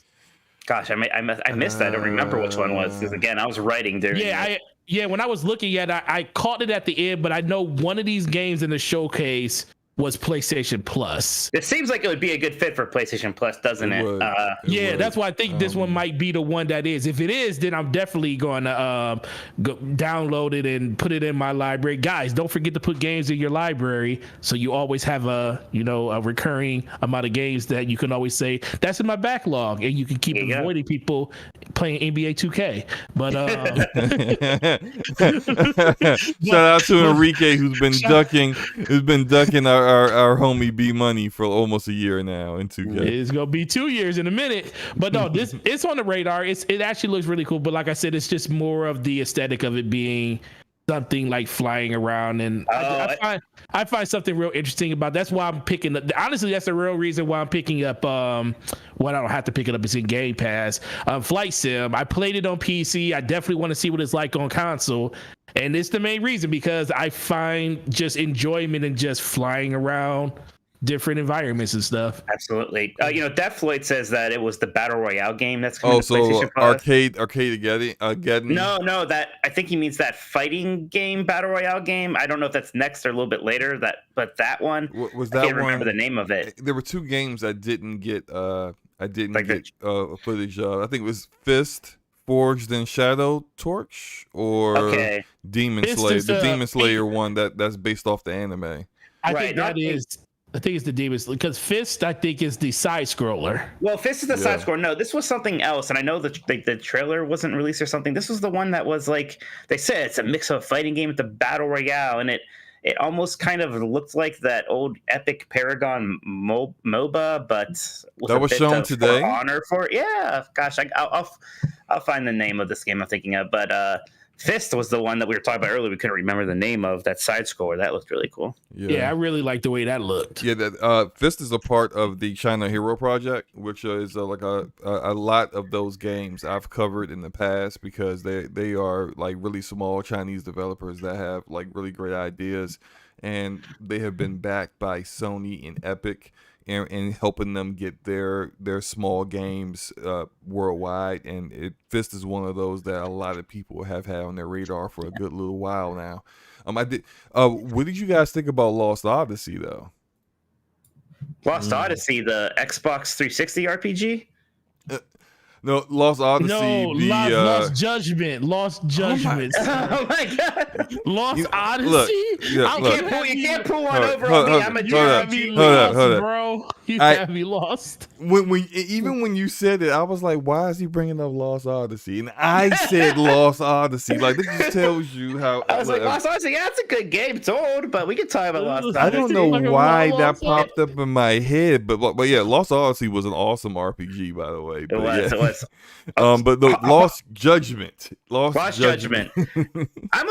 You know what? I haven't played the first one. I haven't played enough of the Yakuza games. I know I would like them. This looks like something I would like because I like that lawyer stuff. Like I love the Phoenix Wright game, so having a little bit of that vibe and something that's a bit more of a brawler seems pretty neat. Oh, by the way, the MOBA thing was not MOBA. The Battle Royale thing was Hunter's Arena Legends. That's what I was thinking about. Yeah. It looked a little. I don't blame you for forgetting about it. It was a little blandy. But, I remember.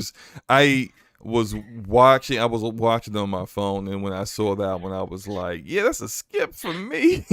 So I completely. Yeah, I think I was saying even just looking at this video of Lost Judgment now, I get so many like Shenmue vibes back when like original Shenmue, when like the promise of Shenmue was so exciting and cool. This is like, oh man, this is like what Shenmue should always have been. Like all these goofy mini games and stuff. I love that. I think I need to play the first Judgment like soon on the backlog there. Yeah, I've heard nothing but good things about Judgment. I haven't played it. I haven't had the time, but I haven't heard anyone complain about it. Unfortunately, I picked it up today at work. Remember when I talked to you? I said, this trailer made me want to go out and actually play the first one, and it comes out soon. It comes out September 24th.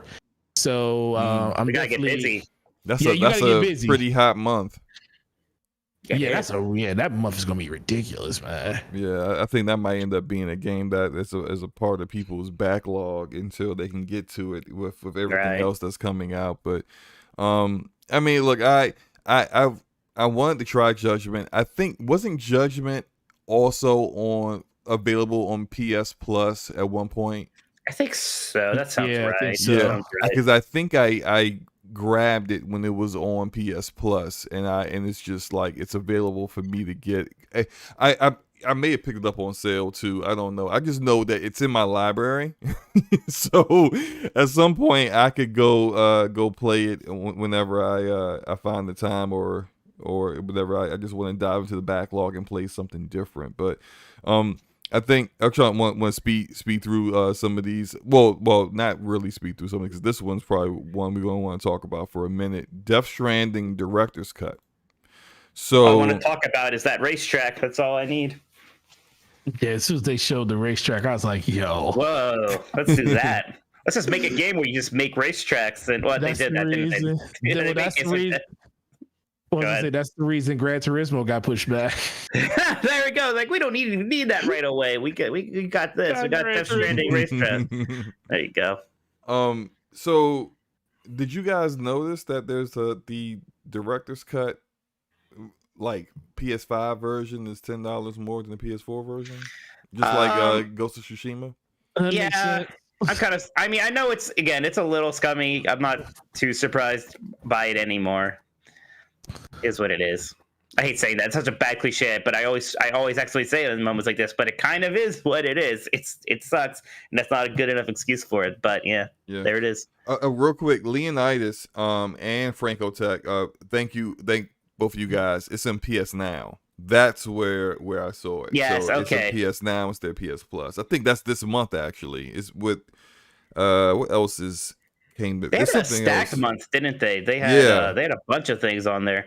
I can't remember now, but I remember looking. It's like, whoa, they're going hard on PlayStation now this month. Like people forget that exists sometimes, and there's a Right. ton of Right. great games on there. Yeah. I've had PS now for about 2 years now, and I probably have not used it in about 8 or 9 months. So this might be the time to jump in there. Oh yeah, Red Dead 2. Yes, Red That's Dead it, 2. Red Dead 2. Pretty big game. It's just Very, PlayStation Plus. very big game there. And Neo Yeah, too. Okay. back to the next gen upgrade. I know a lot of people last week were really upset about Ghost of Tsushima Director's Edition, or Director's Cut, having that $10 difference between the PlayStation 4 version and the PlayStation 5 version. I think this is something that, whether you like it or not, this is what Sony's going to do for any game that they published. Death Stranding, not first party game, but your second party game. They published it. You want the difference between PS5 and PS4. They are monetizing the 3D audio.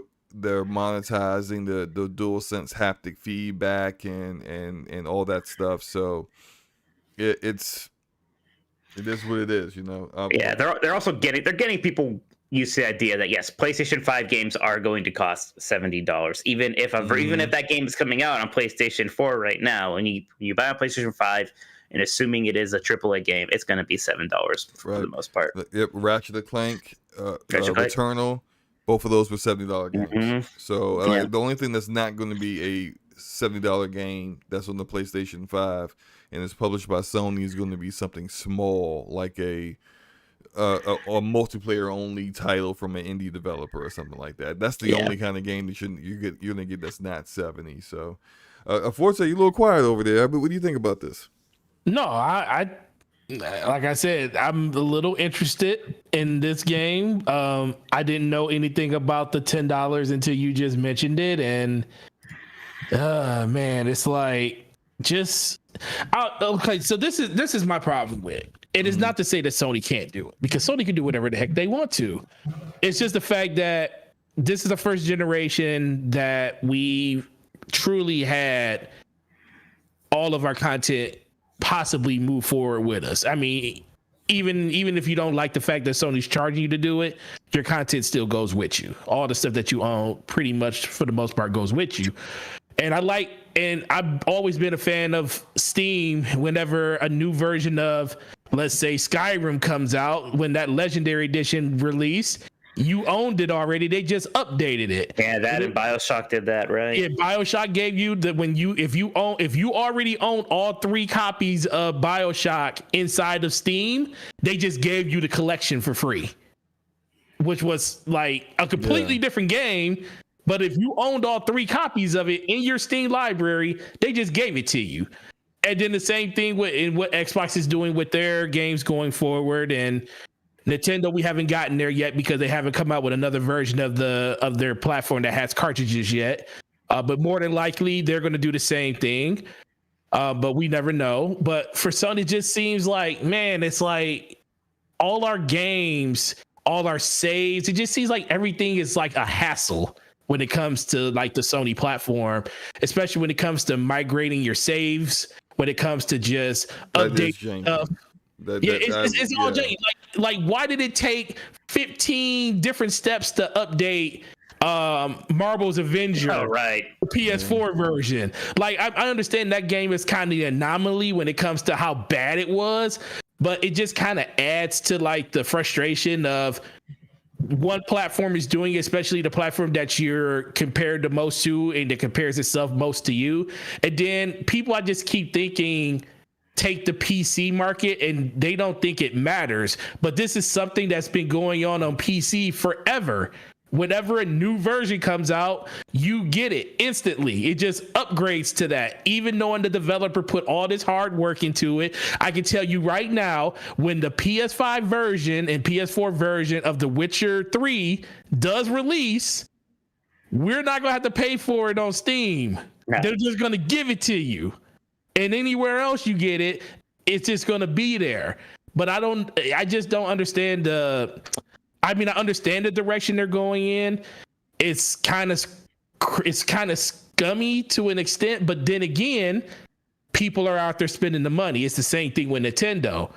If people are willing to spend it, can you really be mad at them for doing it? And that's kind of the dilemma I'm in. And I'm really interested in this because it's not like we have a bunch of PS5 games to play right now.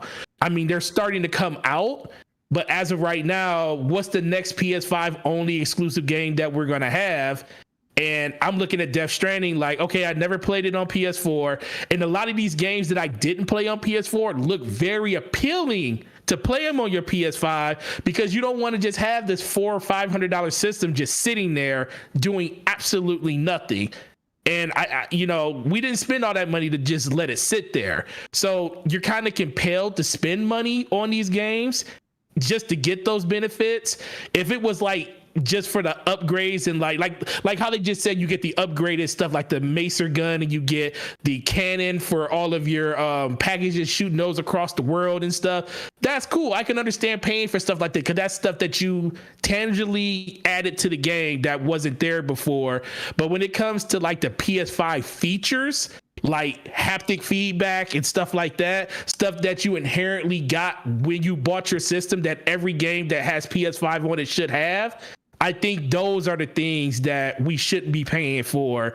Just charge us for the DLC. Don't charge us for the updates to the stuff and then say, oh, you get this with the DLC. That's where I got the problem at. You're advocating for the Final Fantasy VII remake model, which I think actually was the best way to do it, where Intergrade came out on PlayStation 5, and that still cost $60, but then you can spend $10 to buy that Yuffie DLC thing. Exactly. It was $20, but still, but okay. But yeah, still, there wasn't it wasn't a charge for the a charge PS5 difference, update. but then that's published by Square Enix, where Sony's not really involved in it. If Sony was publishing the game, you know what was going to happen. Oh, it would have been $10 more than it actually was. Yeah. Now I have subscribed to this thought, always, but I've had to repeat it multiple times due to like so much of this popping up recently. But I feel like value is subjective. So that I never want to tell someone that like,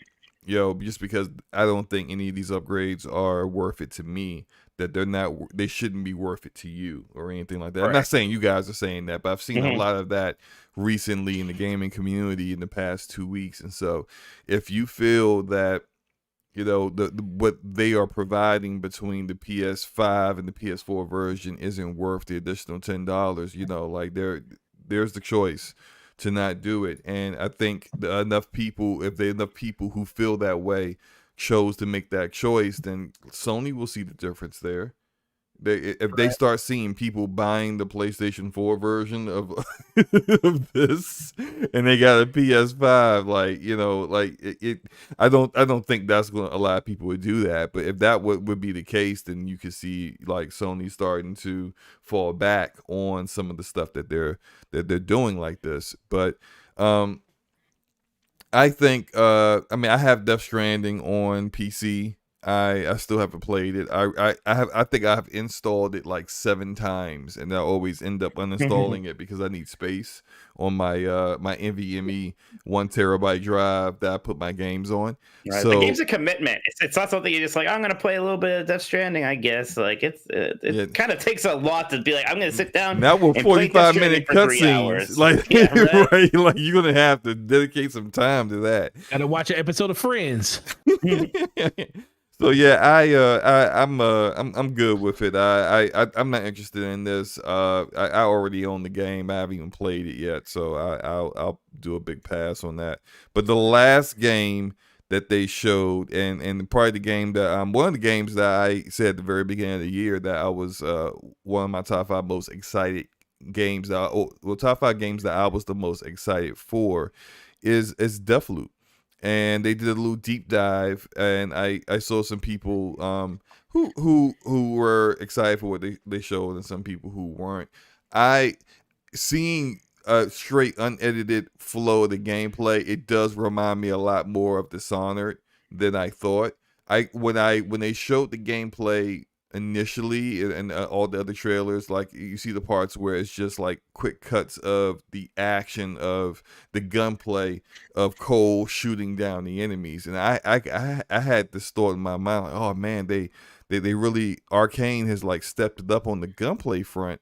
But then when I started to see the game, I'm like, oh, it's what I mean. It's the powers are cool, but I still see a lot of influences and a lot of rooted foundation of the Dishonored franchise in it, which isn't a bad thing. I'm not saying Dishonored is bad or anything, but it wasn't for me. So I'm still interested in Deathloop, but especially because the whole appeal with the time loop and fighting against what's her name, Loriana, I think it is, or well, whoever the other assassin is that's trying to take you out as you're trying to take these other targets out, and how they adapt to what you're doing. All that stuff is so unique and different that I haven't really seen in gaming like that, and that's the reason why I'm all in on this game. Mike, what do you think about Deathloop? Yeah, I think it looks fun. I think it looks like a lot of fun. I'm not like a giant Dishonored fan, and I think you're absolutely right that is the vibe here, 100%. I like Dishonored enough, though. I think the gameplay is fun. I like seeing it kind of tried with a little bit of a different setting, a little different flavor, different theme. So I'm into it. I'm the kind of tone, the sort of jokey quippiness of it isn't really my thing. It also has that problem a lot of video games have, where like, there's people swearing, and I don't have any problem with swearing, but they just do it so badly and so unconvincingly that it kind of just takes me out of it when they're dropping these really awkward F-bombs, and I'm just like, all right, I'm not buying it. When you want to drop that F-bomb, you better do it with some conviction. And these people aren't Samuel L. Jackson. I'll just say that. But I'm into it. I'm excited to get my hands on it. Yeah, I do like the banter between Cole and the other I keep forgetting her name. I don't remember the other assassin. Yeah, the other assassin. But there was that one part where it's like he's going through he's hunting that one target, and he's going through and like this one character's up there speaking, and she drops like 20 F-bombs in like 30 seconds, and it's just like, yeah, that was a bit over the top.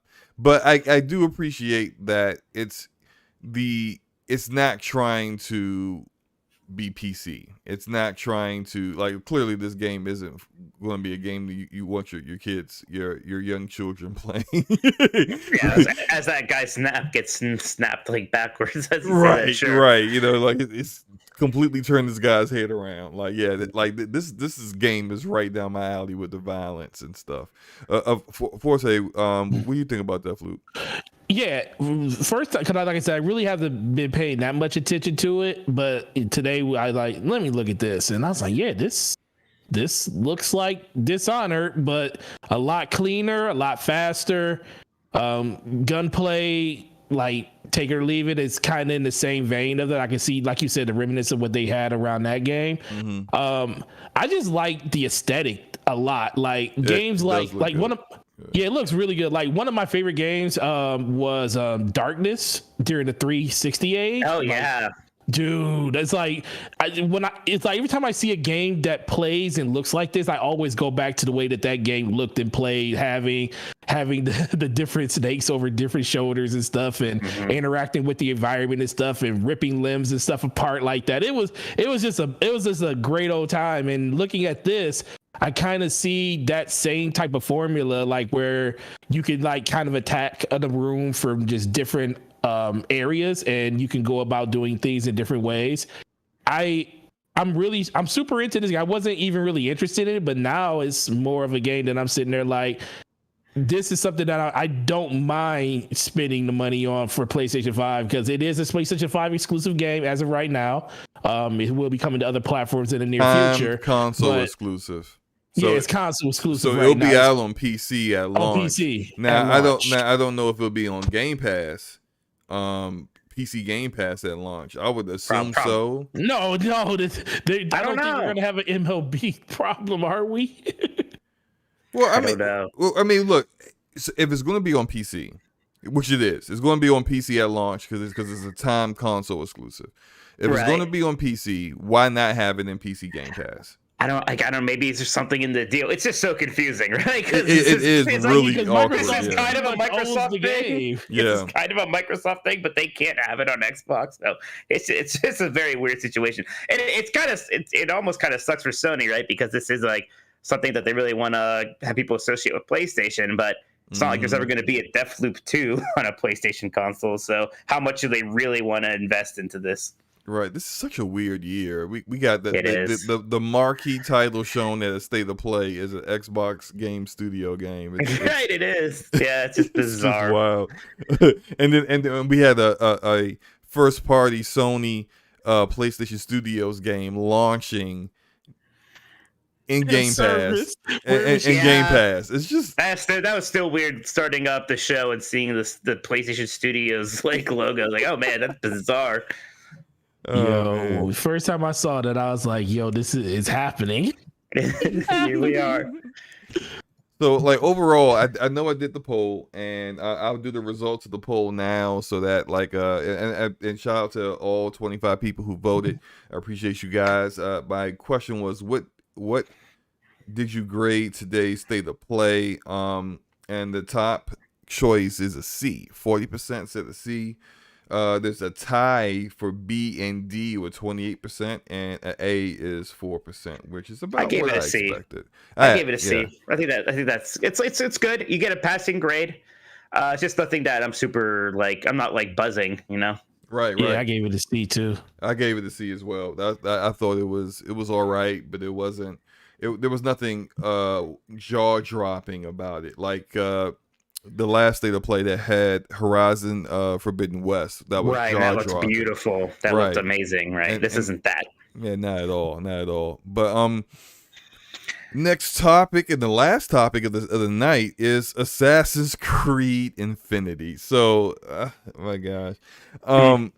So there's a leak that came out from Jason Schreier, of course, because Jason's always got all the tea, and Jason had leaked out that Ubisoft Montreal and Ubisoft Quebec, yes, the two studios that have been doing the Assassin's Creed games. So they did Assassin's Creed Origins, Assassin's Creed Odyssey, and Assassin's Creed Valhalla. And so now they are merging those studios on this project. We're merging in the sense that they're working together on this live service kind of ongoing game, Assassin's Creed game called Assassin's Creed Infinity.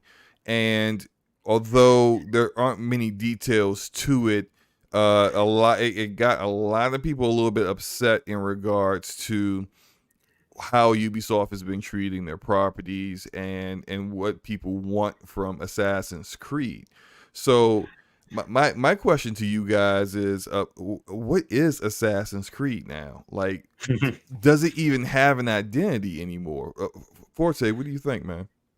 I'm so glad that I didn't jump into Assassin's Creed when I said I was going to do it. I said I was going to, you know what? I think Valhalla, I'm going to jump in. And then I was like, no, that game is too long and I'm not going to do it. And now it seems like Assassin's Creed is completely deciding to go in a direction where I don't think the game is going to really change at all past whatever this iteration of what they're doing with Infinite.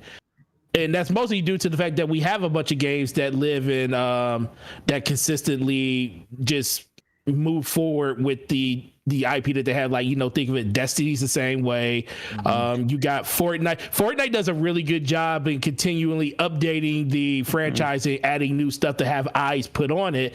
But the Fortnite we see today is the same Fortnite we saw 4 years or 3 years ago. Is it different? It doesn't play different.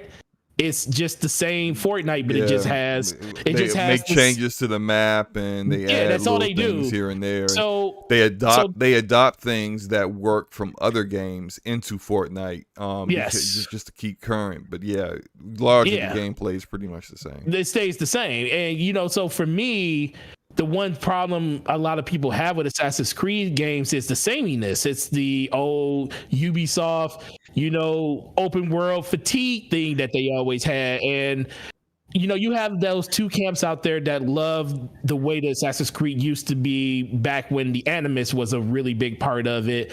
And ever since Assassin's Creed 3 was in, Brotherhood and stuff like that, and they split away from that, that's when they pretty much went into this open world environment. Only thing that kind of changed is the settings and stuff like that. They add a little bit of gameplay change, and it just seems like Assassin's Creed has become the new age version of Madden when it comes to like little things that we're going to do to improve the combat, to improve the gameplay. And I think Valhalla is the stepping stone to what they want to do with Infinite, because like I told you, I didn't know that Valhalla went that deep when it came to like level progression. I was like, why would you be 430 in level in an Assassin's Creed game? Why? What is the purpose? And then I was like, this is a thing? He said, yes, for the end game. I'm like, there's an end game in Assassin's Creed? As soon as I heard that, bro, I was like, it's a looter shooter or something.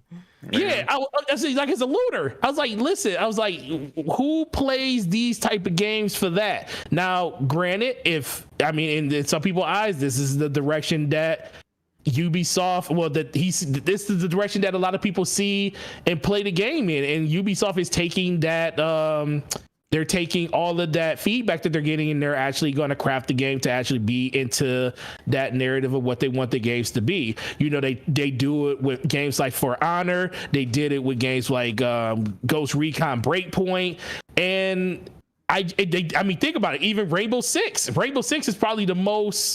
is probably the best iteration of like some type of live service game that they have, but it fits that narrative because it's a shooter. It fits into that Apex Legend and into that Fortnite type of environment, because those are the type of games that people play, that they expect games like that to be. So it's not to say that I don't think it won't work. It might work, but it's just the fact that I don't know people that play Assassin's Creed to have this type of experience overall. And I just don't think that the game will change enough over the course of a live service like a lot of people think it will, because a lot of games that are live service barely change from what they initially was, unless you got something like Warframe is a perfect example of it. They changed their games significantly after about 4 or 5 years, but for the first 4 or 5 years that game was the same game every year until they got to the point where they got enough money to do it. Now, I don't think Ubisoft is going to have a problem with that when it comes to Assassin's Creed, but I also know that developers are going to go as far as the gamers will allow them to go, and that people don't really voice their frustrations around the direction that they go in now versus waiting till this comes out. You're going to be in for a rude awakening when you're doing the same thing over and over again. Because I play games like that. Destiny does it to me every day, and I understand that. Yeah, Mike, what do you think about this? Do you think, does Assassin's Creed have an identity anymore? Gosh, I think it did, I think, with the kind of action RPG approach, but there was a weirdness there with the fans who wanted it to be that stealth game again. And Valhalla made some of those concessions. Like they let you do things like just kill people instantly if it was the right parameters, but there's still so many numbers and stuff. This whole thing is weird because it both is surprising and confusing and also makes a lot of sense. It's surprising because the Assassin's Creed series has been doing very well. Valhalla and Odyssey both sold very well. So why break something if it's not broken? But we also know that Ubisoft wants to release less games, fewer games. They have said this because releasing a big budget game is scary. If you have just one flop, it can really kind of mess you up, and it can scare your investors, and it can really set you back. And we saw that with that one Ghost Recon game. So they're looking at Rainbow Six, and they're looking at Warzone, stuff like this. And let's just make Assassin's Creed a platform. And also kind of makes sense for just the structure of this series because you do have the Animus. And you could say, okay, so yeah, when this game launches, here's the Japan scenario, and then next year it's going to be the Mexico scenario, whatever, right? So they can throw the stuff in here and you just go into an animus and select where you're going. There's a lot of questions though, like, okay, live service Assassin's Creed, what does that mean? Is this going to be like an MMO? How social is this? And I think Forte is absolutely right with, you're going to be stuck with whatever you design. At least when you make a game every 2 years, you can make big changes. If they wanted the next Assassin's Creed after Valhalla, if it was just a proper Assassin's Creed to really go back into being a super stealth-focused thing, they can do that. But if you're making a live service game, you're going to have to stick to that RPG formula where you are going to be like level 500 and all that ridiculous stuff we're talking about. And if people don't like it, it's like tough noogies. I can't believe I said tough noogies, but that's what you're going to have.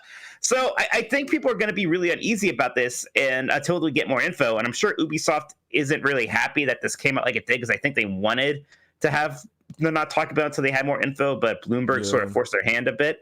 Yeah, they probably also wanted to kind of like reveal it in their own way, package this idea and market it in a way that they feel like would be the most successful and not anger a lot of people. So yeah, that kind of got taken away from them as well with the leak. I do kind of feel like I never was really into the Assassin's Creed like 1, 2, 3 and Black Flag and what's the other one that Rogue? I think people There's like Rogue, and then there was the last one was Syndicate. Syndicate, right? So like, but yeah, before that, I think Syndicate was the last one before they went to the RPG route with Origins, and I kind of preferred the new way they were doing Assassin's Creed compared to the old way, because I'm not really into stealth games like that. But these Assassin's Creed games have they're the most Ubisoft-ish games that you can play. They really are. I mean, you look at that map and you see all those icons. I'm telling you, it's intimidating. This is my gameplay from actually a little bit earlier today. I just wanted to have some gameplay to show for the topic, and I'm like, I'm looking at it and I took a glimpse at that map, and I was like, I got that feeling again. That feeling of, I can't believe there's all this stuff that I need to do. And it's just, for some people, that's exciting. Oh man, there's so much for me to get into. There's so much for me to explore, to the side stories, side quests, yada, yada, yada. For me, that's like, I don't want to do any of that. This is too much stuff. I'm done. I don't want to play it. And it actually decreases my enthusiasm to play the game. And I felt the same way. I felt the same way, and I was enjoying Valhalla, but I bounced off it a bit. It's just like, man, I feel like I've been playing this game for a while, and there still seems like so much I need to do before I beat this. And you're starting to hear that from more people, that Valhalla was actually just too big. Well, what's bigger than big? Infinity is infinitely big, right? And it's kind of stuff. Just keep going. There could be a way to maybe fix that, because maybe each chunk is sort of a smaller campaign, right? Like maybe that Japan thing is just a fifth of the size of Valhalla, and you can play that and have a quote unquote complete experience. And if you want more, excuse me, then you can go play the Aztec campaign or what have you. So maybe it's like, the piecemeal approach can work, but if it's, I don't know if it's going to be like that. I don't know. There's just so many questions about what this actually looks like. Yeah, and I just, oh man, look, I like my looter shooters, although I've taken a step back from them because they're so time consuming and I miss out on so many games. So like, I would love to play, like I didn't even try Valhalla because I didn't finish Odyssey, and I had like no enthusiasm for Valhalla, regardless of me really liking the Viking setting. I love that kind of time period and that raw aggression and battle that you see from those kind of like movies, TV shows, games, stuff like that. So I was interested in that, but not interested in the way that they do it, where it's just, as soon as they said the map in Valhalla was bigger than the map in Odyssey, that was it. Like, how was the Odyssey map not big enough? Yeah, that was already I couldn't. So big. I wanted you to make it smaller, and you made it bigger. So like, no, I'm just not playing it. I'm sorry. Yeah, that was the first time when they said that during the live stream. They said it's like bigger than the Odyssey map. I was like, that is not a good thing. No, That's insane. No one liked that. Like, no one wanted this.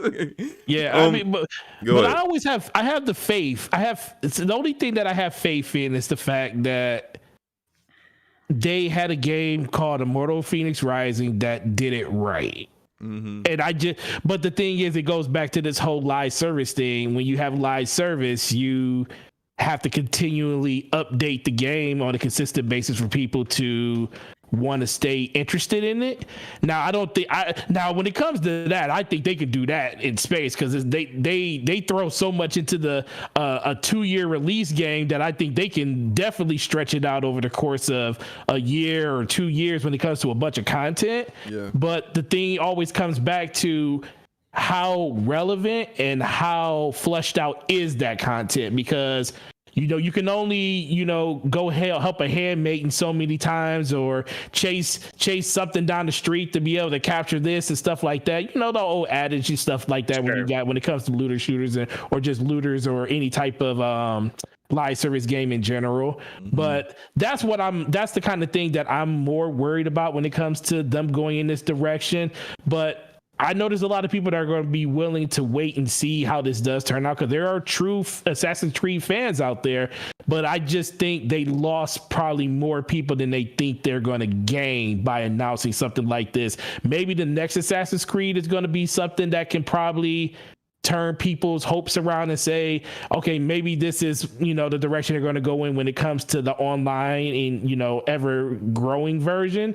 But I think the next Assassin's Creed they come out with before then is going to be the telltale for where they go in the next generation with this.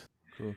I did want to we got one more. I had one more question for you guys, but then we can roll into the outros. But I did want to acknowledge a super chat that we got from our homie after his passion with the $10 super chat. He said, "Another great show, gentlemen. Thank you, Passion. I really appreciate your support, and you're always here hanging out with us, and it's much appreciated, bro." My last question, and then I could let you guys go, is this move with Assassin's Creed Infinity. I'm gonna keep calling it Infinite. And I was like, Halo. I just called it Infinite too, and who cares? Yeah, it is actually a code name, so it might not even be the real name. So we can call it whatever. Right. But this new Assassin's Creed is further evidence of Ubisoft's shift to live service and free to play games, like them shifting the Division games from the Division to Division Heartland. Which they still might make a mainline Division game like a Division 3, but who knows? They haven't announced that. What they have announced is a Division Heartland that plays nothing like the Division. Mm-hmm. So is this shift a better move for them from the tried and true Ubisoft open world game model that they've been doing for the past like 3 or 4 years? Is this it's not a shift that people asked for when they said that, hey, we're going to change how we make our games after the sales disappointments of Ghost Recon Breakpoint and The Division 2. But is this the shift that people were expecting? I don't think so. But is it a better move than what they were doing before? But Mike, what do you think? Well, we're seeing this with a lot of studios now. We're definitely seeing it with Activision Blizzard, where they kind of just pick the one cow, right? And that's where they're getting almost all of their milk from. And for them, it's Call of Duty. And they're saying, well, if we had to pick one cow, it would be Assassin's Creed. Let's try throwing a lot of resources into that and seeing. Again, we know they want to release fewer games, and I think that is going to mean like they aren't going to take some of these risks on, say, an Immortals Phoenix Rising and have a game that just does okay. Maybe okay isn't good enough anymore. They need every game to be a massive hit or to make a lot of money, and they know live service games can certainly make a lot of money if it's a hit. And they even know that if it's not immediately a hit, you can maybe spend some time on it and fix it like they did with Rainbow Six, and then turn it into a big hit. I think it is confusing in that people seem to have liked Ubisoft games. There are complaints, they're too big, they're very similar, they're very samey. But it can be disappointing because those games have been hits. They have done, it seems like, well enough, and it seems like a pretty drastic change for something that was mostly working just fine the way it was. But fine's not good enough, especially when you have investors involved. You have to grow, and you can't grow if you just keep doing the same thing a lot of the time, at least when it comes to financials. Right. Forte, what do you think, man? No, I think absolutely the same way. It as much as we hate it, it works for them. Valhalla was by far the best-selling Assassin's Creed game they ever had. A lot of that might be tied to the fact that we're coming out of the back end of a pandemic where gaming is at an all-time high when it comes to people that are actually trying and purchasing these games in the first place.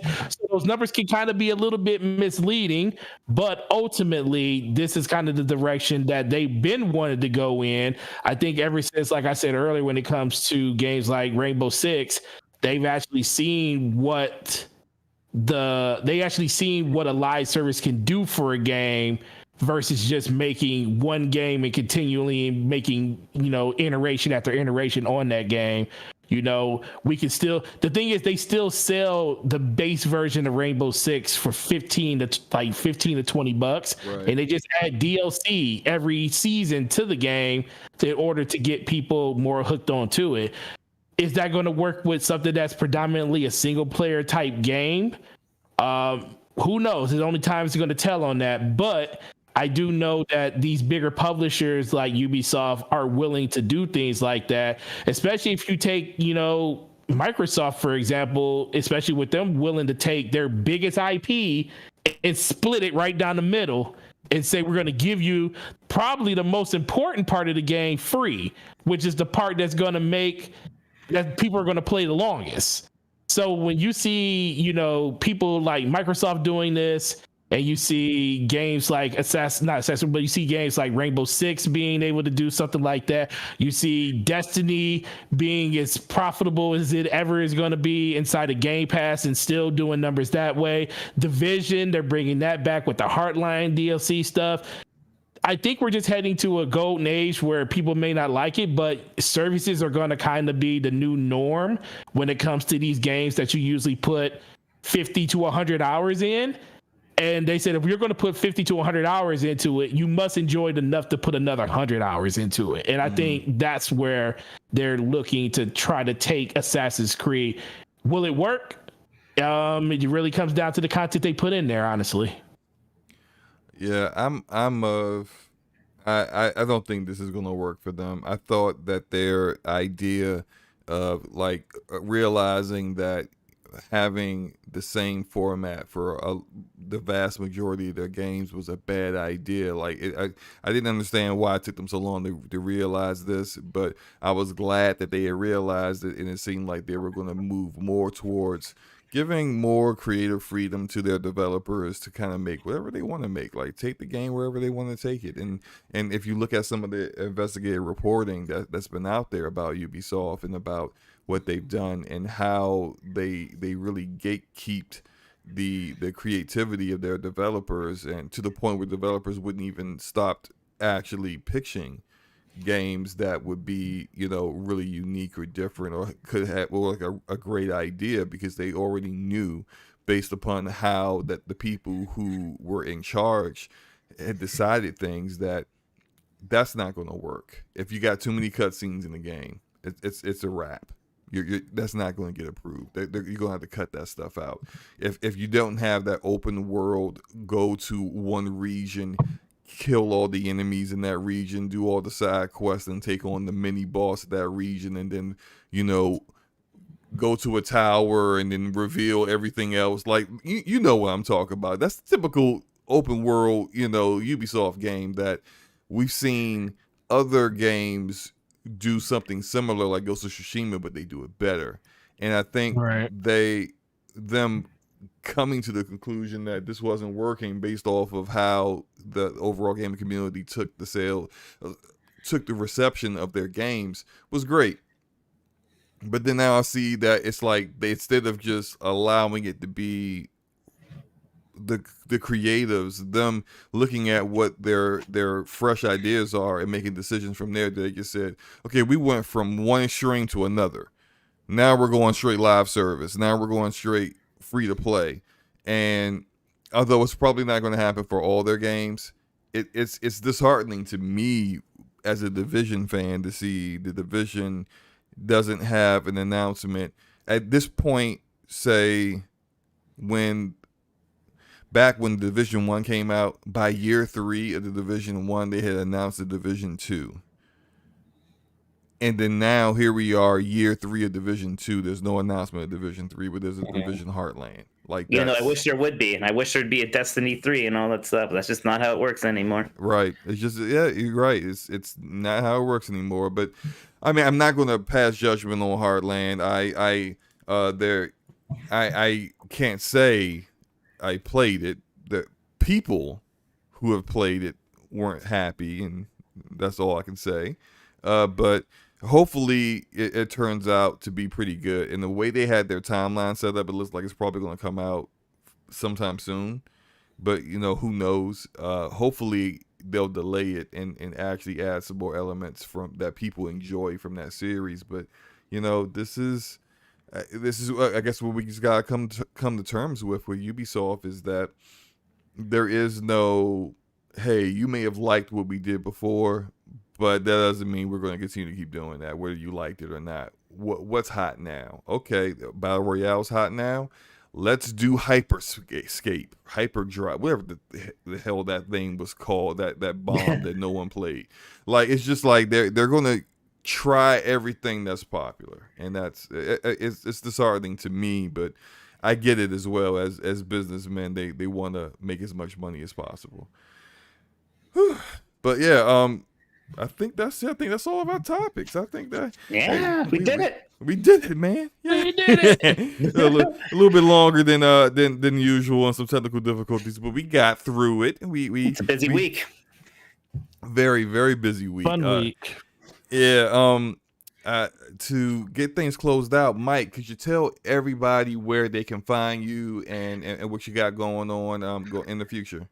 Sure, yeah, I'm on Twitter at the Tolkoto, TOLKOTO. I also do the Games Beat the Sides podcast on Friday, so tomorrow with Jeff Grubb, and we usually record about 1:30 p.m. Eastern Time. We also started a new Nintendo podcast together called Last of the Nintendogs. We just did our first episode, so look up the Last of the Nintendogs.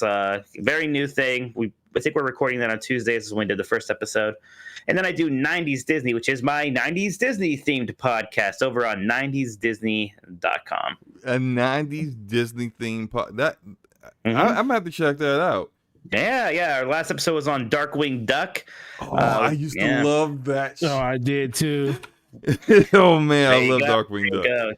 So yeah, you said 90 Disney's podcast. 90s Disney. No, not 90sdisney.com is the URL. 90s Disney. Yeah, if you search for 90s Disney podcast, I'm sure it'll show up. But yes, that's my big non-gaming thing. That's as much as I love video games, I also love Disney and Disney theme park stuff quite a bit. That's one of my other big nerd topics. So yeah, appreciate it. People check out 90s Disney. It's a bit of a labor of love. Yeah, I'll add that I put your link stuff in the description for like your Twitter and then like. Oh yes, I see that. Thank you. Yeah, no problem. I'll add the 90s Disney stuff in there once the show is over, so that people in the replay can know where it's at. The logo for this show is incredible. Thank you. I made that. I was looking at it as like, oh, I see the 9. It looks so good. Thank you. I'm not gonna lie. I was pretty proud of that one. I like you know what, and the thing I like about it the most too, you kind of took the idea that we have for this show, like for DPS for our thumbnail. We put the topic inside the actual letters for the podcast, and I see you did that for the 0. You put the actual picture of Darkwing Duck inside of it. That's so cool. It's fun to get to mess around with each episode and just try to work it into the logo somehow. Oh man, that looks so good, man. Yeah, I'm definitely subscribing. I got to listen to this because I especially Darkwing Duck. I love that show. And it's me and my brother, so you get 3 times the Minotti pleasure. Oh, there it is. Right? Always down for that. Minotti Infinite. Wait a minute, that sounds a little. It sounds like a Minotti Infinite, but yeah. Minotti. Yeah, but hey, we're naughty. We're ready. We're gonna get down. It's gonna be good. Awesome. Forte, what you up to, man? Yeah, man, working on a couple of videos. You know, just playing games and stuff. But yeah, it's a really great show. Thank you again, Mike, for coming through. Definitely really truly appreciate this. And Slow Mo, amazing job as always hosting the show, man. You kill it. Even though you had a power outage, it's not your fault. I expect you to be yelling at the solar panel company as soon as you get off the phone. I mean, Well, it's nighttime, so like I'm on. You still call them. You still call them. I'm yelling at everybody. They're gonna be like, but it was nighttime. I don't care. I don't care. I lost power. Yeah, but yeah, it's Gaming Forte everywhere on Xbox, PlayStation, YouTube, Twitter, all those good places. And DPS podcast 43 will be on my channel next week, so make sure you guys subscribe to this channel and follow over on that channel, and we're gonna have another great time over there. And once we know what guests we have lined up for, we'll be letting you guys know that. Outside of that, you guys have a great weekend and enjoy the games that you're playing. Hey guys, thanks so much for having me on. By the way, this was a lot of fun. I really appreciate getting to chat with you. Hey, no problem at all, man. You're welcome anytime. Anytime you want to, come in and listen to Forte ramble on about something that doesn't make any sense or, mispronounce words, we're happy to have you. Forte's good. He was good today. He was great today. He's good behavior. I've been good the last 3 weeks. Leave me alone. For me, I got some videos I'm working on. I'm not going to say they're coming out this week. I always say like I have them come out this weekend, and then stuff happens, and then I don't. So look, just know I'm working. If there was on a Lost Suicide video, it'd be out this week. I know that. You're probably right, but yeah, I'm working on stuff. Check that out soon. We still are going to finish up on It Takes Two. We were planning on doing that. That's such a good game. It is. And we just gotta get together, our schedules together, and be able to be on at a time that's not DPS, to be able to like the live stream ourselves finishing it. But also I have some other ideas that we got going on that we're probably going to get figured out. And once we do, we'll let you guys know about it. Maybe some potential comparing of gunplay of first-person shooters. We'll see what happens. Lord, we already know who's gonna win this, but go ahead. Actually, we don't. You think you know, but we'll see. But like, just look out for that stuff in the future. I hope you guys have a great night. Hope you enjoyed the show. Absolute awesome audience all night long. You guys are awesome. I really appreciate you guys hanging in there when my power went out.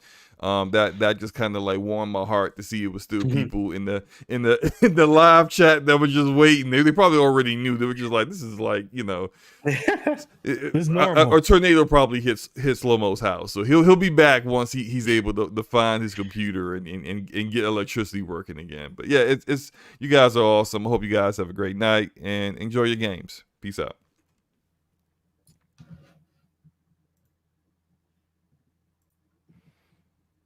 Bitch, bro.